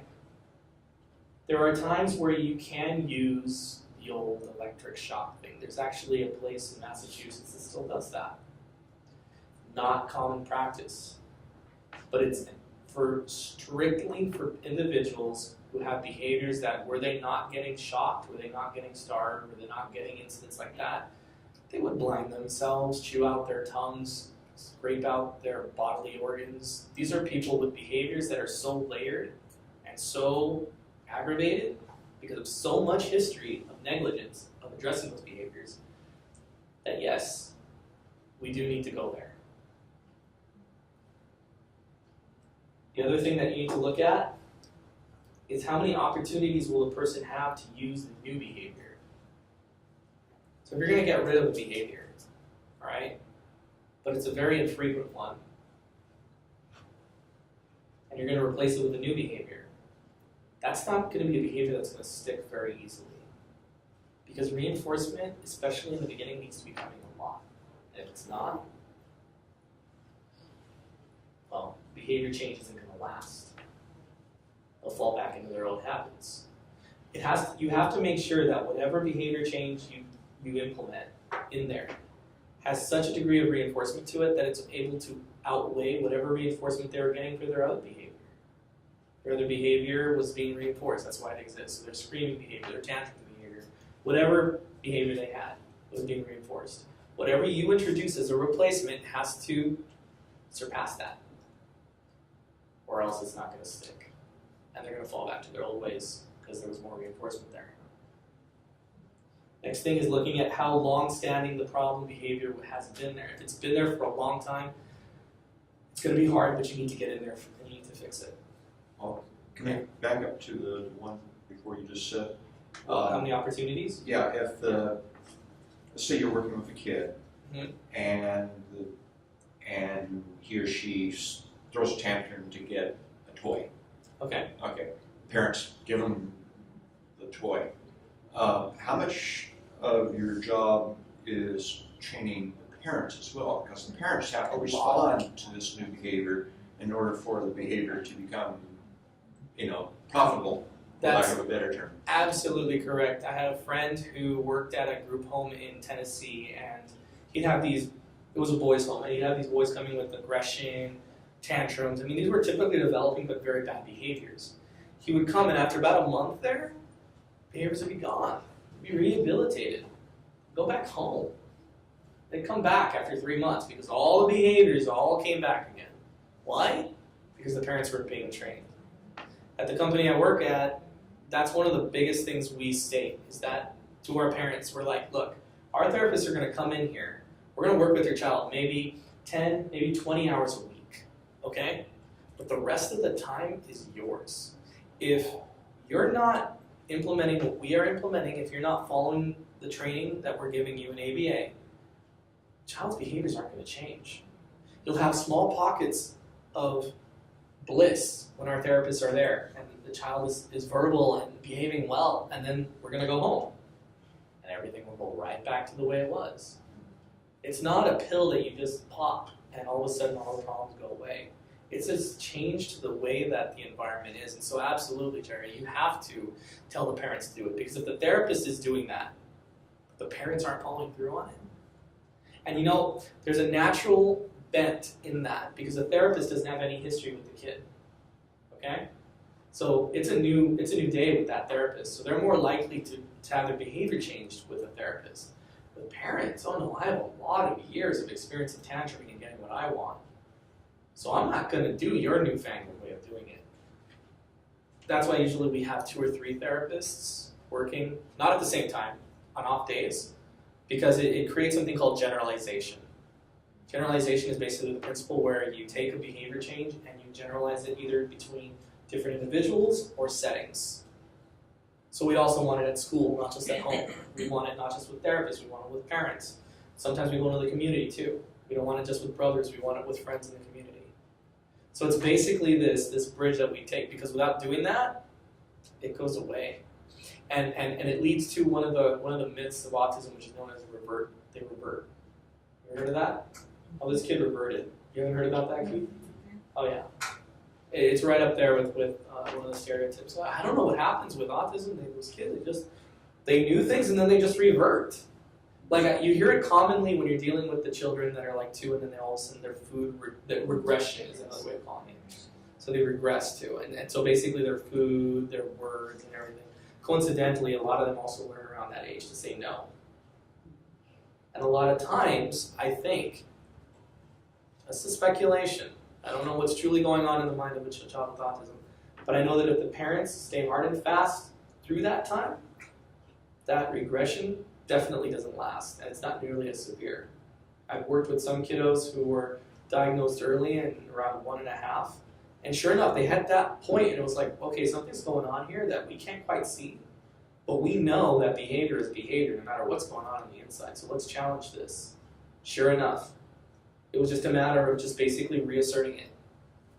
That no, this is what you do. This is what you've said before, so we're not going to accept you going for food. You know? It's a common problem we have actually when we're teaching children how to speak is that parents like to use the word more. That's one of the worst things you can teach a child who's learning how to talk. He knows about 500 words and he's fluent, go for it. But if he's just learning how to talk, there is so much that you can get by just doing this and saying more and maybe pointing. Why do you have to learn any other words? You add please to that, and now you have a child who's exceptionally polite and getting everything he wants. More please, more please, more please. Right there, more juice, more play, more time. There's so much that you can just say with that. Why learn other words? I have seen kids use sentences and all of a sudden someone decides to interject more in there before they're at that point where they've got mastery of the language. All those words go away and it's like, regression? No, it's not regression. It's called shortcuts. All of us take them. If I could get all my needs met by doing this, I wouldn't say another word. I'd go. And Jerry would know exactly what I wanted. I'd go like this to keep. I do this to my wife. And she, I could play video games all night. It's so cool if I could just do this. Or if I just replace this with more. Or what if I just replace this with thank you? I had one kid who used thank you. But he'd use it before he got the iPad. And the reason he did that was because his mom forced him to say thank you every time he got an iPad. So naturally, thank you was attached to getting good things. So no, you can't have the iPad. Thank you, thank you, thank you, thank you, thank you. Oh, you think it's so cute coming from a 4-year-old, and maybe the first 10 times, but after like the 100th time, and it starts getting more angry and louder, and tears, and thank you, thank you, thank you. Yeah, it's not cute anymore. It's not cute anymore. We have to break him from that. So yes, back to your commentary. Definitely to make sure that there is an ample opportunity for it to be generalized in other environments. Will changing this behavior produce higher rates of reinforcement for the person? Again, that comes back to habilitation. That's really the reason behind the whole thing. If it's not going to do that, then you're just making him do something for nothing. You're just giving him an extra tool that's not going to improve his life at all. An example of doing that would be teaching a person to speak another language, but never giving them the opportunity to use it. So you are never going to go to, you're never going to go to a Spanish-speaking country, and you're never going to encounter a Spanish-speaking person, but you need to learn Spanish right now. That's actually pretty punishing because you're basically increasing the person's workload without giving them the opportunity to receive the reinforcement for it. Next, what will be the relative importance for this target behavior to future skill development and independent functioning? Very rarely do you teach a behavior just for the behavior's sake. Behavior is one step on a journey that's going to lead that child or that individual to more independence. So when looking at a behavior that you're going to be implementing or behavior change that you're going to bring about, that's definitely something to take into account. If the answer is no to this question, then you really have to analyze what's the value of what you're teaching them. If you're teaching it just because it sounds good or the book told me to do it, you're not really being a good behavior analyst. You need to make sure that you're like, all right, I'm going to teach him to use one words and to label things with one words, because after that, I'm going to teach him to start to construct sentences and use, or here's a good one. I'm going to teach him something simple. Row, row, row your. That's an interverbal. At the very basic level, it's an interverbal. You might think interverbal is questions going back and forth. At its base core, though, it's an interaction between two individuals. It's I say jump, you say how high. So it's a basic interaction on that level, all right? Teaching them to fill in the blank, how much purpose does that serve in and of itself? I mean, it might be fun if they're a kid, but if they're 20, right?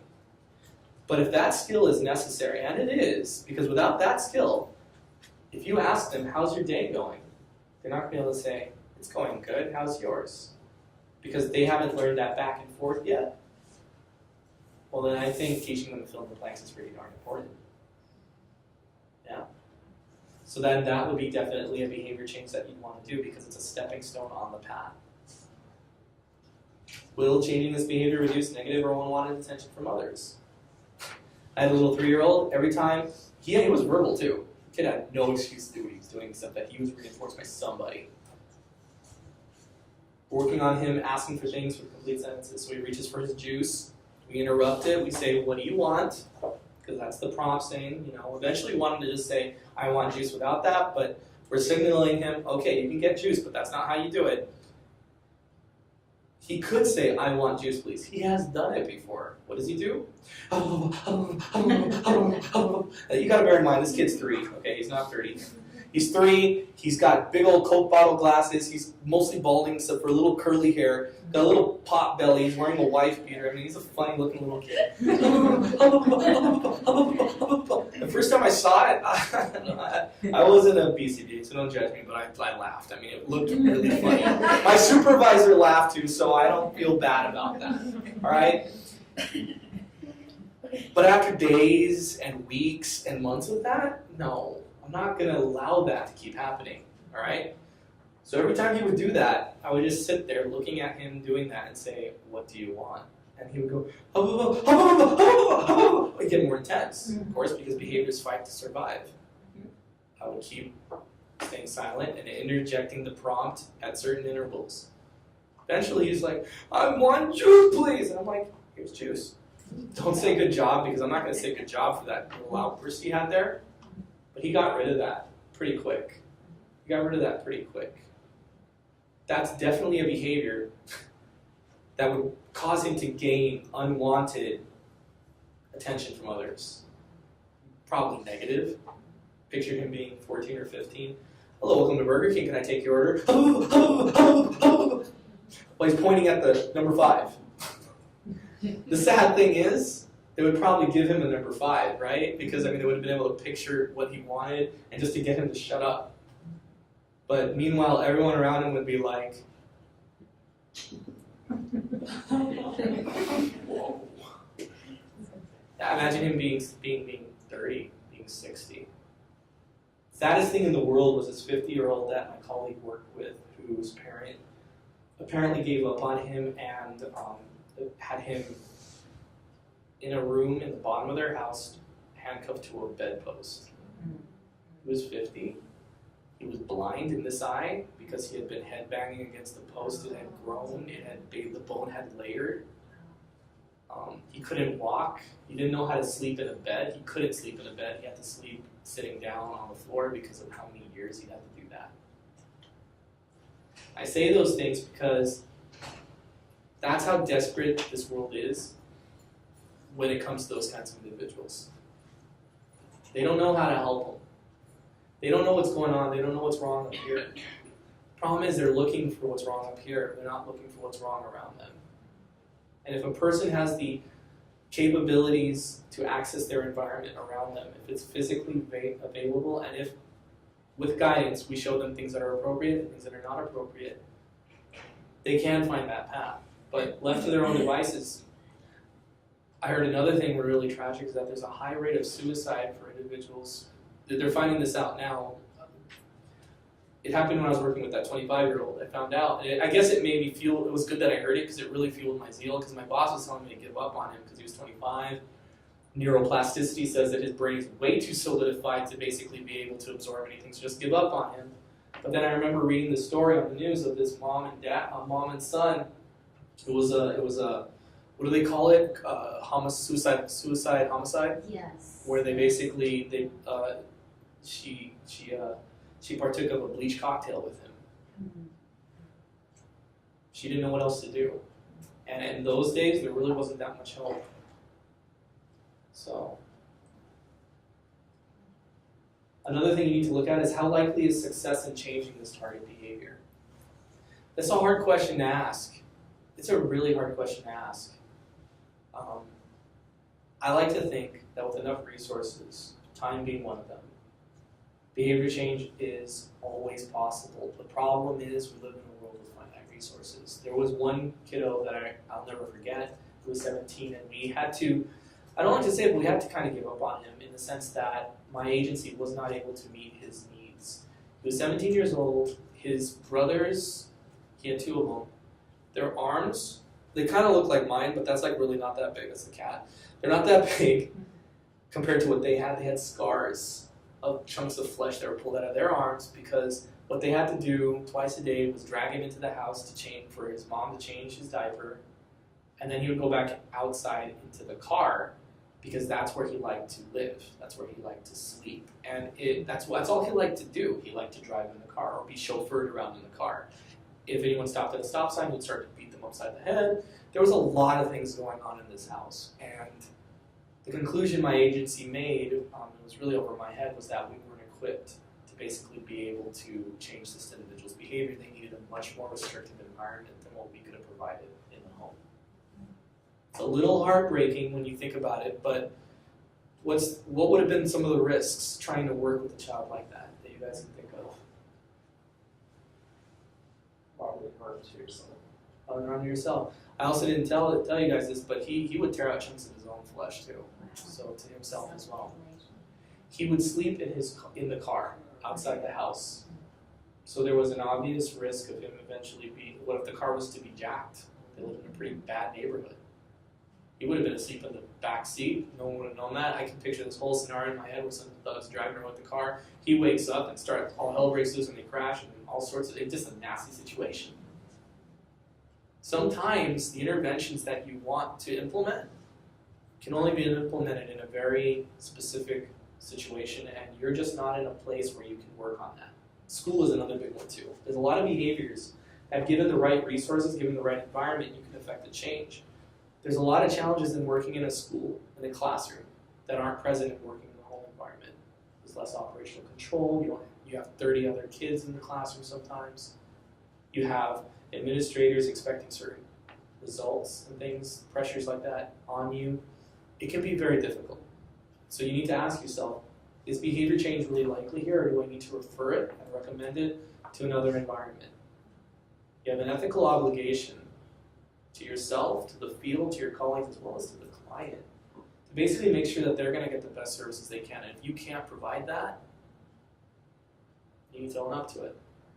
It's hard, but it's infinitely better than trying and having something really bad happen. The last one is, how much will it cost to change this behavior?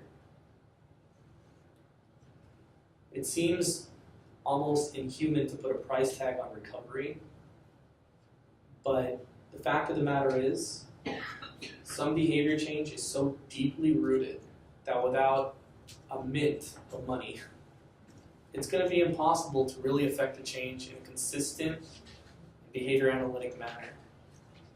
It's better to refer out. It's better not to take on the case yourself than to do a half-hearted job. Not because you're half-hearted, but because you literally have half the money to do it. I see this situation happen a lot with the services that my company provides. Because we're contracted through Kaiser, it's viewed more as a medical necessity.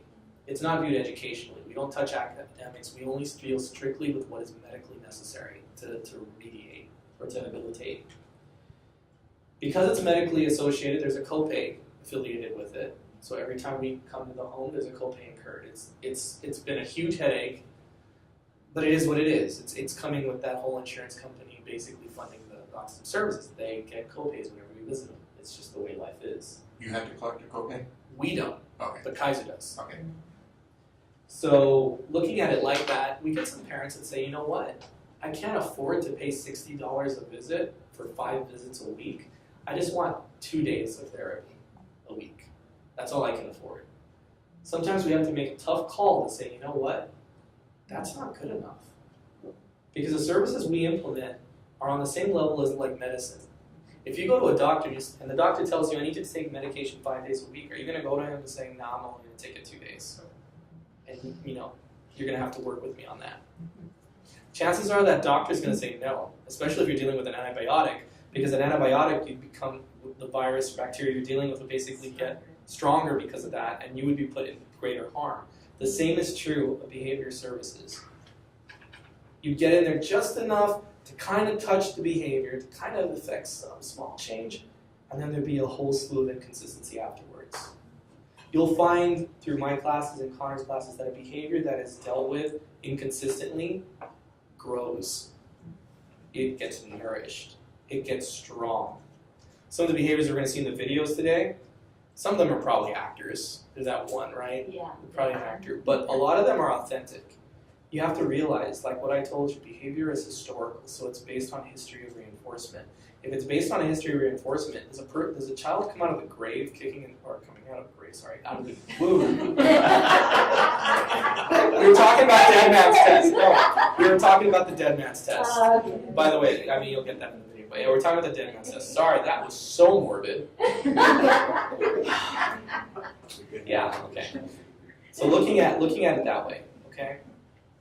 We have to make sure that we're not going to analyze the behavior as just being this is the natural occurrence of it. It's because people have tried to intervene on this behavior. The battery died. That's horrible if it did. I have a charger. You're being behaviorally modified right now by your computer, you know that. I know it. I'm not watching it, and it's treating me this way. Behaviorally modified by Toshiba. Lousy. The meter isn't accurate. It'll say 2 hours, and then if you look at it 20 minutes later, it'll say 10 minutes. I've seen it happen. Right. Thankfully, I think it doesn't shut everything down. Paul, if you could email me the links to those videos, like YouTube or whatever, I can include it Okay. with this lecture. Okay.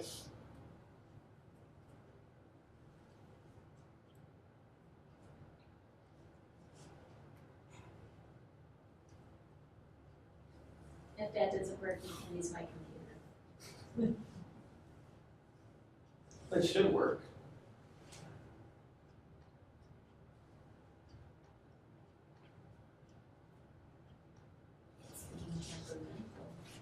That's being slow. Computers like this come with a 1-year warranty. So what do you think happens when, or what do you think, when do you think they go bad? 366 Yes. All right. So all these questions need to be answered, and the behaviors that claim the top of those categories should basically be the ones you're being on first. Assuming you bear all these factors in mind. All right. Really quickly, let's get through the last one.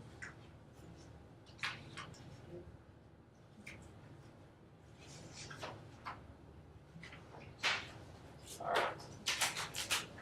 Target behaviors. Now, it's impossible to target behavior change without knowing what a target behavior is. So the reason why it's important to do this is because without designing, what's that? Oh no, you don't. I'm sorry. Yeah, this one, I'll get you a copy of it. It's on the blackboard. It's just this particular PowerPoint presentation encryption on my computer because it's a company computer. Long story. All right. So designing an operational definition for a target behavior is really important because it allows more than one person to be able to identify what you're talking about. You may know, oh, I know Johnny's wacky behavior. I know it. But you know what? Jerry might see Johnny's wacky behavior and not see the same behavior. He may see something different. So I like this thing right here where it says, so she says don't call me anymore. So I go operationally define call. Always make sure that these behaviors are specific, observable, and measurable. And we're going to break that down.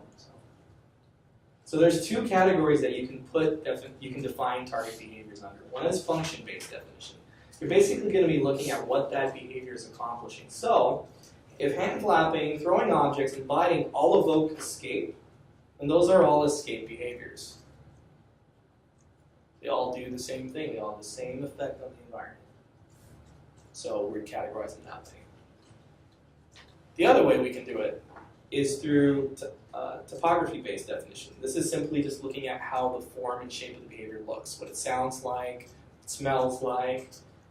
You know, I'm not going to say what it tastes like because that would be weird, but you're basically looking at the shape. And it doesn't really matter. So raising hand can be a lot of different things. You can go raising your hand for attention in class to answer a question. You can raise your hand and say, hey, how's it going? Raise your hand to catch a ball. They all look the same in their form, but their functions are totally different. So which of the two do we use as behavior analysts? Well, the majority of the time you're going to want to use a function-based definition. And you're going to want to use that for the following reasons. First, it includes all relevant forms of a response class. So when you're dealing with children's play, if you're just going to look at the topography of it, you might find that you're looking at children playing in a sandbox as children playing.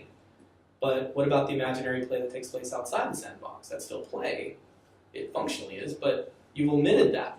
So when you're looking at targeting play, if you say, oh, it's play whenever he's in a sandbox, it's like, well, I mean, what function does that really serve? You're missing a whole bunch of else, because a lot of else can be considered play. What about when they're sitting on the couch playing video games? What about when they're interacting on a bike or they're playing tag? I mean, there's a lot of things besides just sitting in a sandbox. So you want to look more at the function, not just at what the topography is. Otherwise, you're going to be like, oh, okay, oh, he's in a sandbox now. All right, so that's play behavior. Let's see what he's doing. Another reason you want to is because, honestly, the function of behavior is the most important reason why we are in this science. It's why a behavior exists. So it's what we actually need to target when we're dealing with behavior change.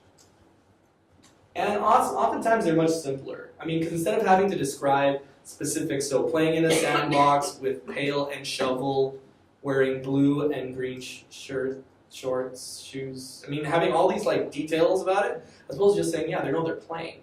Playing is defined as any activity in which they're engaging in play, basically laughing, interacting with each other, not producing anything. Now, there are times when you're going to use a topographical definition, but it's rare.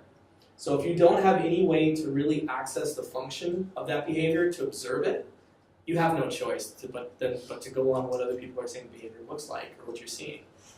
Maybe the behavior happens at times where you can't go out and observe, or you can observe it rarely but not enough to draw a conclusion to it.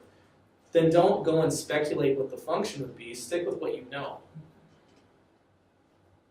Now, other times you would need to use it, or if you can't rely on the function, because for whatever reason, every time you see the behavior occur, the function doesn't seem the same. So sometimes he does this, he screams, and this happens. Sometimes he screams, and this happens. And sometimes he screams, and that happens. And I don't really know what the function is of the behavior. So then don't, again, go out on a limb and use interfering thoughts and infer what the function is. Stick strictly to what you know. There's ways to determine the function in those kind of complex, obfuscating situations, but for the time being, just stick with what you know. Now, while you can use topographical definitions, you should never solely rely on them. It should always be as a precursor to finding out the function for them. We can't just stop with that, because look at the example of the raising of hand. If you were trying to determine the function or try to create a remedy to create that person to keep raising their hand, there were 3 different functions in that example I gave you. How are you going to be able to harness all that unless you know that? You're just going to see this. And if someone else sees that, they're not going to necessarily know what functions you're targeting either. So here are some guidelines for writing a behavior analytic operational definition. It's pretty specific, okay? It's got to be objective. Right? So it's only going to deal with what is observable. Right? So you're not going to deal with anything that, a tantrum is defined as any time Johnny gets frustrated or upset. You can't say that. He may look that way to you, but that might not look the same way to me. Remember, this is an insult in some cultures.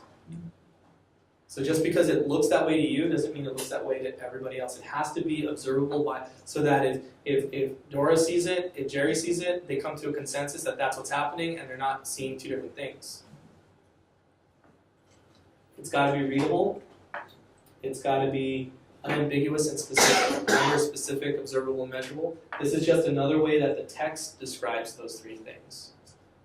So you want to make sure that two readers reading that will come to the same conclusion of what they're seeing. It should also delineate the boundaries of what is and what is not the behavior. So, how would you guys define a tantrum? Yelling, flailing arms, on the Stomping floor. feet. Okay. It's interesting because when you're looking at that, those are all individual behaviors though, right? So what makes it a tantrum then? Using a certain pattern of behavior to get what you want. Using them in conjunction with each other. So then when you're dealing with a tantrum, you're not just going to say, a tantrum is any time Johnny screams. No, that's screaming behavior. That's separate. A tantrum, you could probably, one way of doing it is any combination of two or more behaviors, and then go on from there, including throwing, stomping feet, crying with or without tears, stuff like that. So here's some examples. Johnny engages in hitting behavior. Hitting behavior is defined as any instance Johnny will strike another peer with an open hand with sufficient force to leave a red mark. Each instance of hitting behavior involves one strike with an inter-response time greater than 5 minutes. At first you're thinking, wow, that's a lot of text just to describe a... But really, it does make it very descriptive and explicit. What if you don't have the thing there that says it creates a red mark? That's a slap. What if you don't have the inter-response time there that's saying that there has to be 5 minutes in between hits? You may be playing patty cake or some of those other kind of games to play. That leaves red marks on the hands. Alright? What if you don't have the open hand thing? I mean, this is going to definitely be a hit, but it may not be the same thing that we're looking at.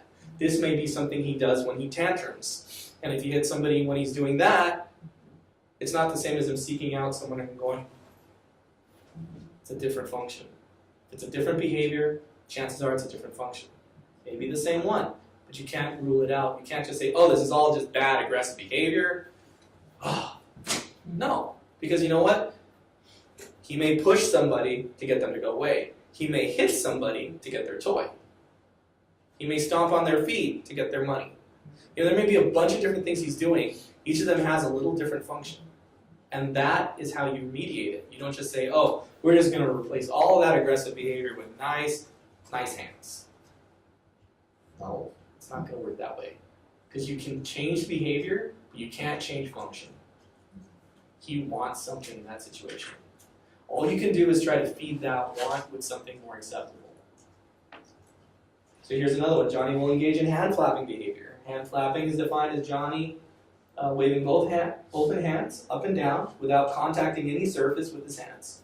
Each session of hand flapping involves 10 to 20 flaps over the span of 15 seconds. You might say, well, why do you have to say how many flaps and how much amount of time?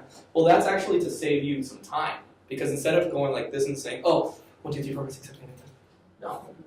You know it's already going to do that because that's how long he typically does it. So when he does this, you just mark that as 1. Because you know that that session is that long.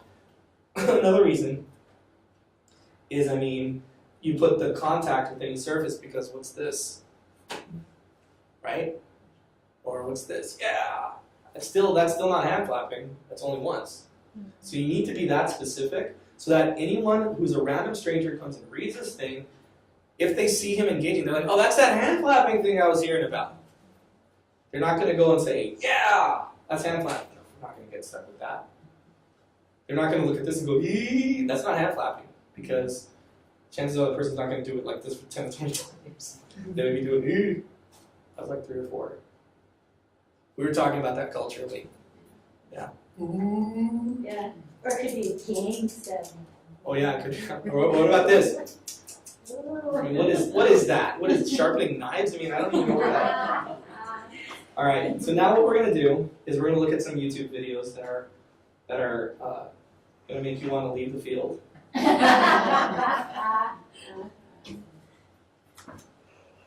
And as we're only gonna look at them for a little bit. I'm not gonna make you watch the whole thing because for some of these people it can be very grating. Do you think we have sound here? We might. Right. Where do I find out? That area, we do.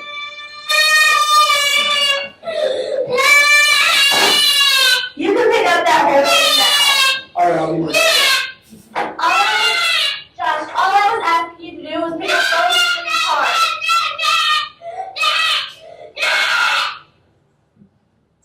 All I asked you to do was pick up those 3 parts. And you, so now you can pick up the whole thing. You can pick up the whole thing now. You don't get to watch TV.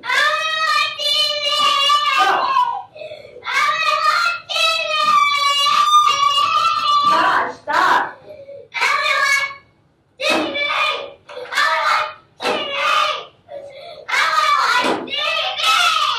I think he wants to watch some TV. Yeah, Yes. right. All right. So how would you guys define this behavior? How would you guys describe it operationally? It's clearly what kind of behavior would you title it as, first of all?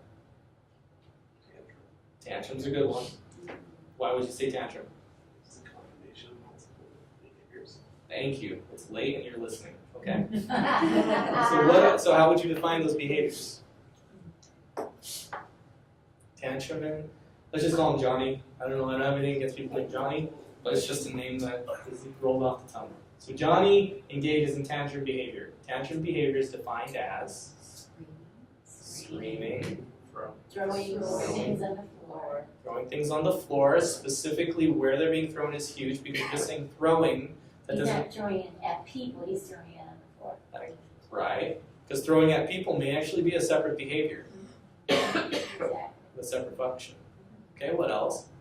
Rocking chair pretty darn good. Okay, Stomping. there was some stomping. Little hand flapping, little things going on too. There was, and I think there may have even been at one point a little bit of aggression. I think his brother was on the couch. It was really fast, I couldn't see, but I think it was like a clip where he's like knocked, bumped up against him like that. He's trying to drown out his mother's voice. If I assume that was the mother, he's trying to. Well, you could see it that way. You could see it that way because he was doing it in response to, and that's when she another thing you can started include in the speaking, definition is he would start. typically in response to a prompt to stop. Like his mother prompting him to stop. You can include that in your definition. Was that really, I know this is kind of stretching you guys because you haven't had Connor's class yet, but what would you say is the function of this behavior? Seeking attention, interaction. Seeking attention, interaction, Control. control. Can it be tangible? Tangible. Something. Okay. Watching TV wants to get something. Watching TV, Wants to get something. wants to get something. All of those things are potential reasons why he could be tantruming. For the record, Dora, there are 4 main functions. I didn't cover this with the class, so this is the first time they're hearing it too. There's 4 primary ones. There's a rumored one of a 5th one being control, but honestly, some behavior analysts say that They it's don't go for that. it's debatable. Okay. What's commonly understood though is that there's escape, meaning you're getting out of a task. Attention. Connor's going to be like, why am I teaching? You're teaching them all this stuff right. There is access to activity or tangible. So it's not just tangible, it can be activity too, like watching TV or going outside to play. There's attention. So it can be to gain the attention of an individual. There is also something known as the automatic function, and whereas it's something that's internal and not relating to how people are dealing with them. So an example of automatic reinforcement is this. Oh, that feels good. I'm getting scratching the itch, right? That's an internal thing. Doing this is naturally reinforcing. I don't need you to say, good job scratching that arm. I don't need that. I don't need that. I don't need you to give me a toy for scratching my arm. I'm doing it because I'm receiving some natural satisfaction from the behavior. Could that also be considered to be some kind of sensory? I would shy away from that, simply because sensory is more of a term that's derived from occupational therapy. Stimulation kind of lends itself to, I mean, there is sensory in the sense that we have 5 senses and we experience the world through that. But looking at sensory also brings things more into the internal. And one thing you haven't covered yet is that we look at internal behavior and private behavior, but we don't analyze it. We say it exists. Emotions, thoughts, feelings, all those things exist. Even sensations. I mean, maybe there is a sensory deficit, I don't know. But we can't measure that, and we can't directly affect it. What we can deal with is what we see and what is in the outside world, external to the environment. So you can say that that's like trying to distract a person away from anxiety. I mean, anxiety is one of those things too that you can't even necessarily say, well, how do you know there's anxiety? Well, because he's doing this. Well, why is he doing this? Because he has anxiety. So unless you can take anxiety out of the person and say, here, I have in my hand a round ball of anxiety. See how it glows and glistens. You can't really use it in behavior analytic terms. It's not to say it doesn't exist, Right. but it is to say that for the purposes of behavioral assessment, it has no place there. I heard one individual define anxiety operationally to say that any instance in which an individual is functioning at decreased capacity. This could be used to describe phobias. This could be used to describe a lot of things.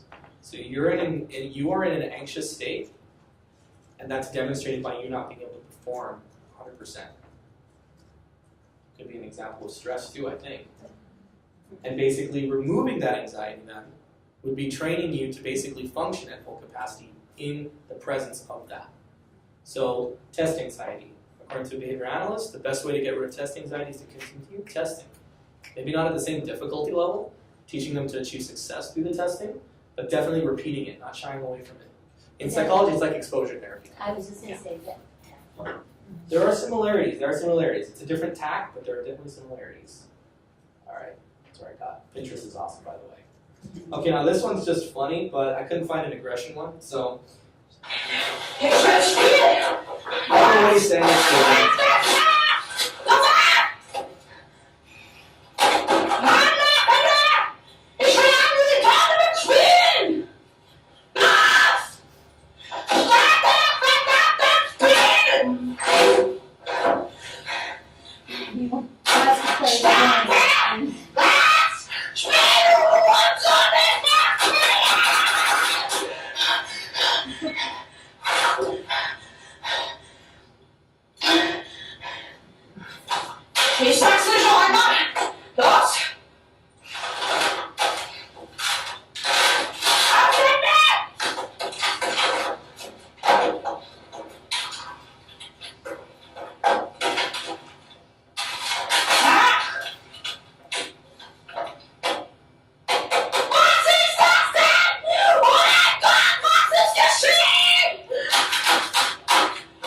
It was feeling indeed.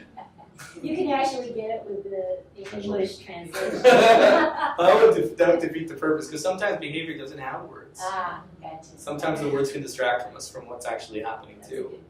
All right, so what would you describe this as, first of all? Access to activity. Well, no, we're not dealing with function, just the operational definition. Screaming, pounding. Well, no, you're giving me details, but what's the title? Attention. And again, it doesn't, don't always default to tantrum. Aggressiveness. Angry. Aggressiveness, don't want to say angry, it's emotion. Aggressiveness, it's a little too vague. Get specific. What's actually happening here? Frustration. Pounding the keyboard, pounding the mouse. Okay. So we could call, let's call this then for the sake of argument. Let's title this pounding the computer space behavior. Okay? Because all these behaviors involve around there. A lot of what you said was right, but let's stick with the title and let that guide us. So then we say pounding the computer space behavior is described as or defined as. I wouldn't say tantruming. It's in, What is he actually doing? it's in the Just mouse. Pounding the mouse, pounding on the keyboard, Banging the mouse on the table. throwing With enough objects with off the close desk. Okay. fists. With closed fists, I like it. Screaming. Screaming. With enough force to make a sound. Screaming at what? Because he's not screaming at a person, at least not that we can see. He's screaming at the monitor. He's screaming, he's screaming in that space. Hitting the keyboard on the desk Okay. repeatedly. Fleeing objects off the desk. Sufficient force. What would a function of this behavior potentially be? Because it's really weird. Huh? Access to activity. Access to activity. Maybe the computer had some sort of password on the screen and we can get access to it if it wasn't working the way he wanted it to. Could you Maybe. do some kind of, I'm not sure if it would be possible to do this, like a release of stress? He's really, I don't know if I'm just assuming too much, but he's so frustrated that it feels like. Well, he's frustrated. I mean, I think anyone looking at that would probably say frustration is there. But is that the function of it, or why is he frustrated? That's the thing that you want to look at. Are you saying he's frustrated because he can't release stress? No. Okay. I think that froze.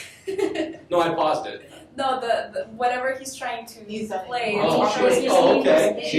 Okay. But again, does that Exactly is that stress or is that access? Access. That's access to the thing, because the thing froze. The program itself is denying him access to it. Okay, so that's actually, is that literally what the dialogue says? The game isn't, It's not working? it's not working. It's slowly uploading, is what's happening. And he is frustrated that the game is Well, not starting. Okay, what's the function? Frustration, well, the access to activity. Access to activity. Because you missed this, waiting of any sort to an individual with autism or to any individuals we're working with is not how we define it. We define it as no now, yes later. They see it as no now, and that's it. So he's seeing that bar. It may be stuck on 50%, it may be going to 51 or something so slow that it's imperceptible to him, and it's just like, he's thinking he's going to be an old man. We don't know what's going on in his head, but he is not willing to risk. Maybe the computer shut down before. Maybe it's shut down, or maybe it's gone to 100% and then said, reload again. I've had that happen. It's frustrating, but I didn't react like that. Or then it's time for next activity, so he's missing out on. Maybe. I mean, hypothetically, that could have been a situation as well that he needed that thing to upload. Maybe he was waiting to go somewhere and it's not going, and so because he can't do that, I mean, there's a lot of reasons we can speculate. This is why we assess, because we don't know from the first glance. I think Dora liked this one. Yeah.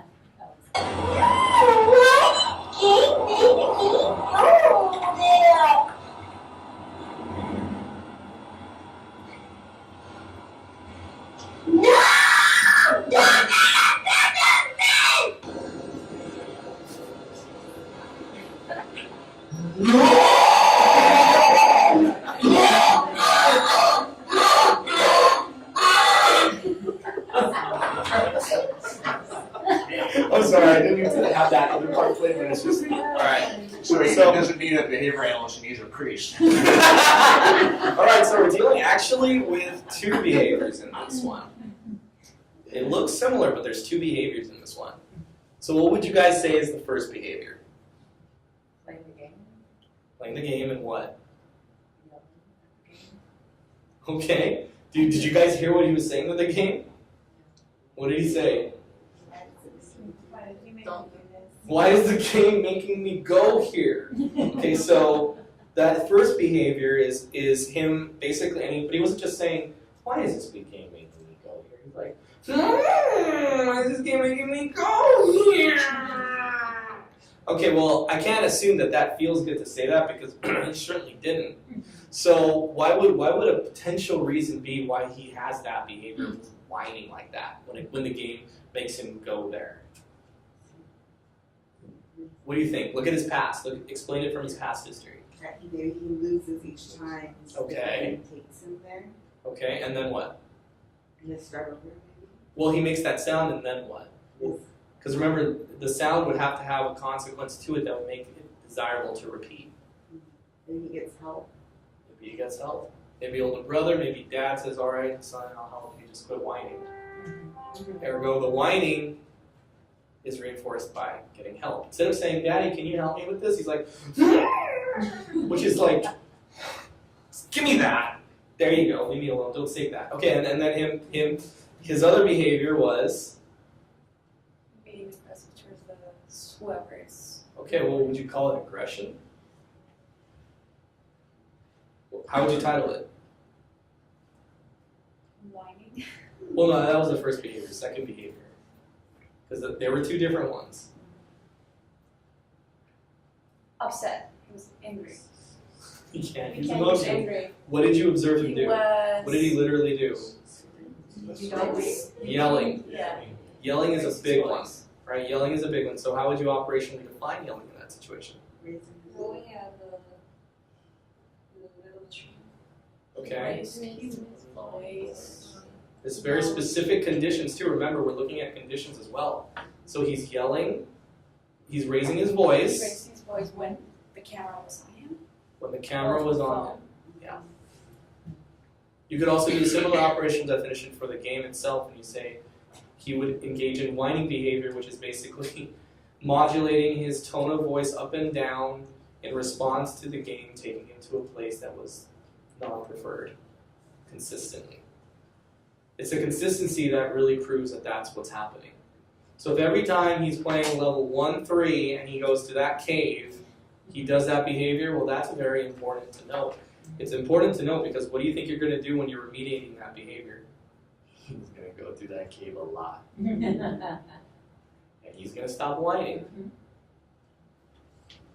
Not initially, but he will. Now this one's a little different from what I've been showing you.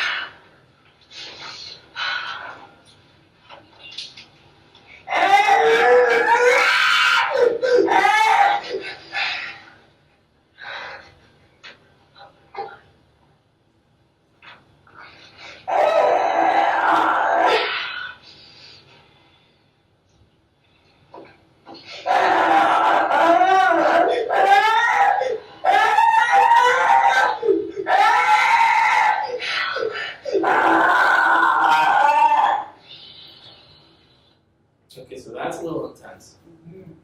Another day on the job. So what would you say is going on in that picture? What would you say is the definition of that behavior? Simulation. No, you're looking at function. I'm asking for the operational definition. Oh. Before you can start with function, you need to start with the operational definition. Okay? Hitting himself in the head. I would probably just stick with it in terms of him hitting himself. Because he wasn't just hitting himself in the head, he was also hit on the knees. Those gloves, by the way, it's hard to say what's going on in this picture if it's like where he got those from, but there's a process known as extinction. You'll learn more about that in Art's class. But for certain behaviors that have a certain function, you know, it's difficult to look at this particular behavior and say what the function is. This is one of those rare situations where it could be automatic. It could be automatic. Now, those gloves serve the purpose of simply providing two things. One is he's not going to hurt himself. Two, it provides extinction. Sometimes when a child hurts themselves and hits themselves, it creates, especially if you're looking at the head, it sounds weird, but when you're hitting the head, there's a tiny release of endorphin. There's a tiny release of endorphin. Kids can get hooked on that if they're not careful. And so they will slap themselves and hit themselves in the head until they go blind, chasing that. Now what's interesting though is remember what we talked about earlier with automatic function. Okay? Something is going on inside of them, we don't know what, right? It may be sensory, it may not be. One test when you're dealing with a client like this is to see if they always do this. Very rarely will you see a child always engage in behavior like this. Even if it's for a second while they're playing with their iPad, they're not doing that. If you find a break in the weather like that, then you have to do the next logical thing and say to yourself, well, then whatever they're doing now is more reinforcing than that. And if it's more reinforcing than that, why can't other things be too? Because I've seen individuals do this where they put that thing on there and they consider that done. That's as good as that behavior is going to get. But I would ask you, is that really habilitation? They're not going to be increasing their likelihood of receiving reinforcement. They may be decreasing the amount of punishment they inflict on themselves, but they're not increasing their reinforcement at all. So you'd have to look, and you wouldn't be able to just leave it at that. You wouldn't be able to just leave it at that. I had a client who's, and this is the last analogy for the evening, his entire hand right here was black from chew marks that he would do on himself. He'd go. It seemed like he was doing it at a frequency of, I feel like in 5 minutes, he would do it maybe 3 times, 4 times. But he would do it, and you'd see like teeth marks, but it was like literally scar tissue all up here. It was kind of horrific to look at. And he would do it so quick. He wouldn't be just like, going down. He'd be like, and then he'd do something else. Like, it'd be so quick that you couldn't reach in there and stop him. Okay? What I figured out, though, is he loved playing with his brother. If his brother played tag with him, that was what he was asking for all the time. So I told him to do this. You play tag with him. I told the brother this. Each time he does this, because he was running around playing, like being chased, going, while his brother was chasing him, and still chewing on his thumb, or on his hand. Every time he did that, I said, you stop in your tracks, you wait, you count 1 1,000 to 5 1,000. Then you ask him, what do you want? And he'll say, chase. And you chase him again. You do that, just do that. Brother was compliant, so he helped me out with that. Kid was about 8 and his brother was 13, so he was old enough to realize that there was something going on. After about doing that for half an hour, he stopped biting completely. He wasn't biting at all while playing chase. Because every time he did that, his brother would just stop, which he wanted to do because he was getting tired. But every time he stopped, he would have to wait, and that person would have to ask again what he wanted to do. And he loved playing so much, so he started to realize that chewing on my hand was another way of requesting cessation of what I want to do. And he didn't want to do that. He wanted to keep playing. So even though you can say it was like really subdural and subliminal or subconscious even, he was able to stop that biting behavior by playing chase. I generalized that trend to iPad. Every time he did that with an iPad, he lost it for 5 seconds, and you have to ask for it again. You think, well, that's not a lot of time for him to lose it. We don't need a lot of time for him to lose it. We need a lot of time for him, or a lot of instances of him experiencing the contingency. This goes in here, this goes over there. You don't have to explain it. Reinforcement's powerful that way. Intelligence doesn't matter unless you're dealing with a vegetable or you're dealing with a person who's brain dead. Yeah, the point I wanted to make, and I think you made an excellent point, is that you, so to speak, you want to have more bullets in your gun. So you don't want to ground somebody for 24 hours. No, and you've lost the grounding. And you definitely don't want to avoid the presence of behavior like some people do by saying, just go time out for an hour. Yeah. So you definitely don't want to do that. So let's finish this PowerPoint. I think it's actually done, actually.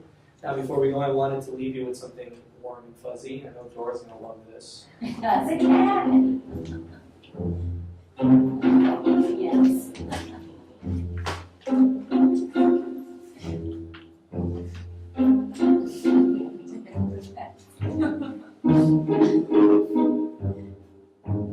That ad sucks.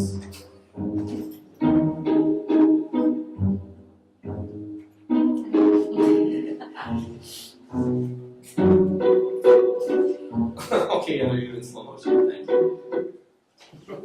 That's known as a mand. That's known as a request. That cat had learned how to request for food. Was it born that way? Yeah. No. That man knows behavior analysis. All right. So that concludes the class. I think we went a little over. I apologize for that. We got a late start tonight. Thanks for bearing with me. I'll be uploading materials to the Blackboard relating to quizzes over what we covered today. The PowerPoints are all up there. I have a question. Sure. About our assignments for this week. Mm-hmm. So, you said right now you're gonna upload the quizzes for it, so Yeah. then we go on. The quiz, actually, there's gonna be one quiz. And we take it until we get them right? Yeah. The purpose of the quizzes in this class are not to catch you doing things wrong. They're to catch you basically to help you to acquire the material. So the quizzes here are not based on, oh, you got 5 out of 10 here, that's all you can get. You keep taking them until you get them right. And then the weekly submission? Weekly submission, that was something that I'm still toying around with. Last quarter what I did is I pretty much took that out and just took those percentage points and added them to the final project. That's open for you guys if you guys want that, or would you guys like to do weekly submissions? Because add it to the final project? Okay. Now the weekly, or not weekly, but the 5 article reviews are still standing. Those are still going to be there, and the project is as it is. And then the other thing sorry, I had another question, is it said something about a presentation, so that is, that's what you're talking about, the final project, or? Well, there's 2 final projects. I mean, what I'll do for that other class, there was 1 final project. There's 2 for this one at the midterm and 1 at the end. Okay. So what I could do, I could play around with the percentages. The end goal for me is that you guys understand the material, and both of those, because it's the graduate level class, both of those things are equal to 25% as is. So if I take 5, or if I take the 10% to 5 and 5, and both for 30%, I'm gonna be good on both of them and pass anyway. So I'm good with that. I'm good at relying on you guys to use the honor system to read this book, simply because this book right here, this is your Bible. This is your Bible not just for the class, or for the class you have with Connor, but for the test itself. My wife is studying for the board exam. She's reading that religiously. So I know you guys will read it because it's not just for the class, it's for your continued success in the field if you guys want to become BCBAs. And I know all of you in this room have mentioned that in some capacity. So now if I see all your quiz scores dropping, for new ones, no. I'm a nice guy. Any other questions? Is that on reserve in the library by chance? Is that where? Is it in the library? I don't know. I don't believe so. Unless you put it on, you or Connor put it on reserve, this probably not going to do No, it. I did not. Don't worry, for the next quarter's classes, I'm going to let you know what the books are before this class is over so you guys won't be unprepared. If I had known that you guys wouldn't have known that the books were there. I didn't know it until actually Jerry told me this Saturday, and I was like, well, there's no...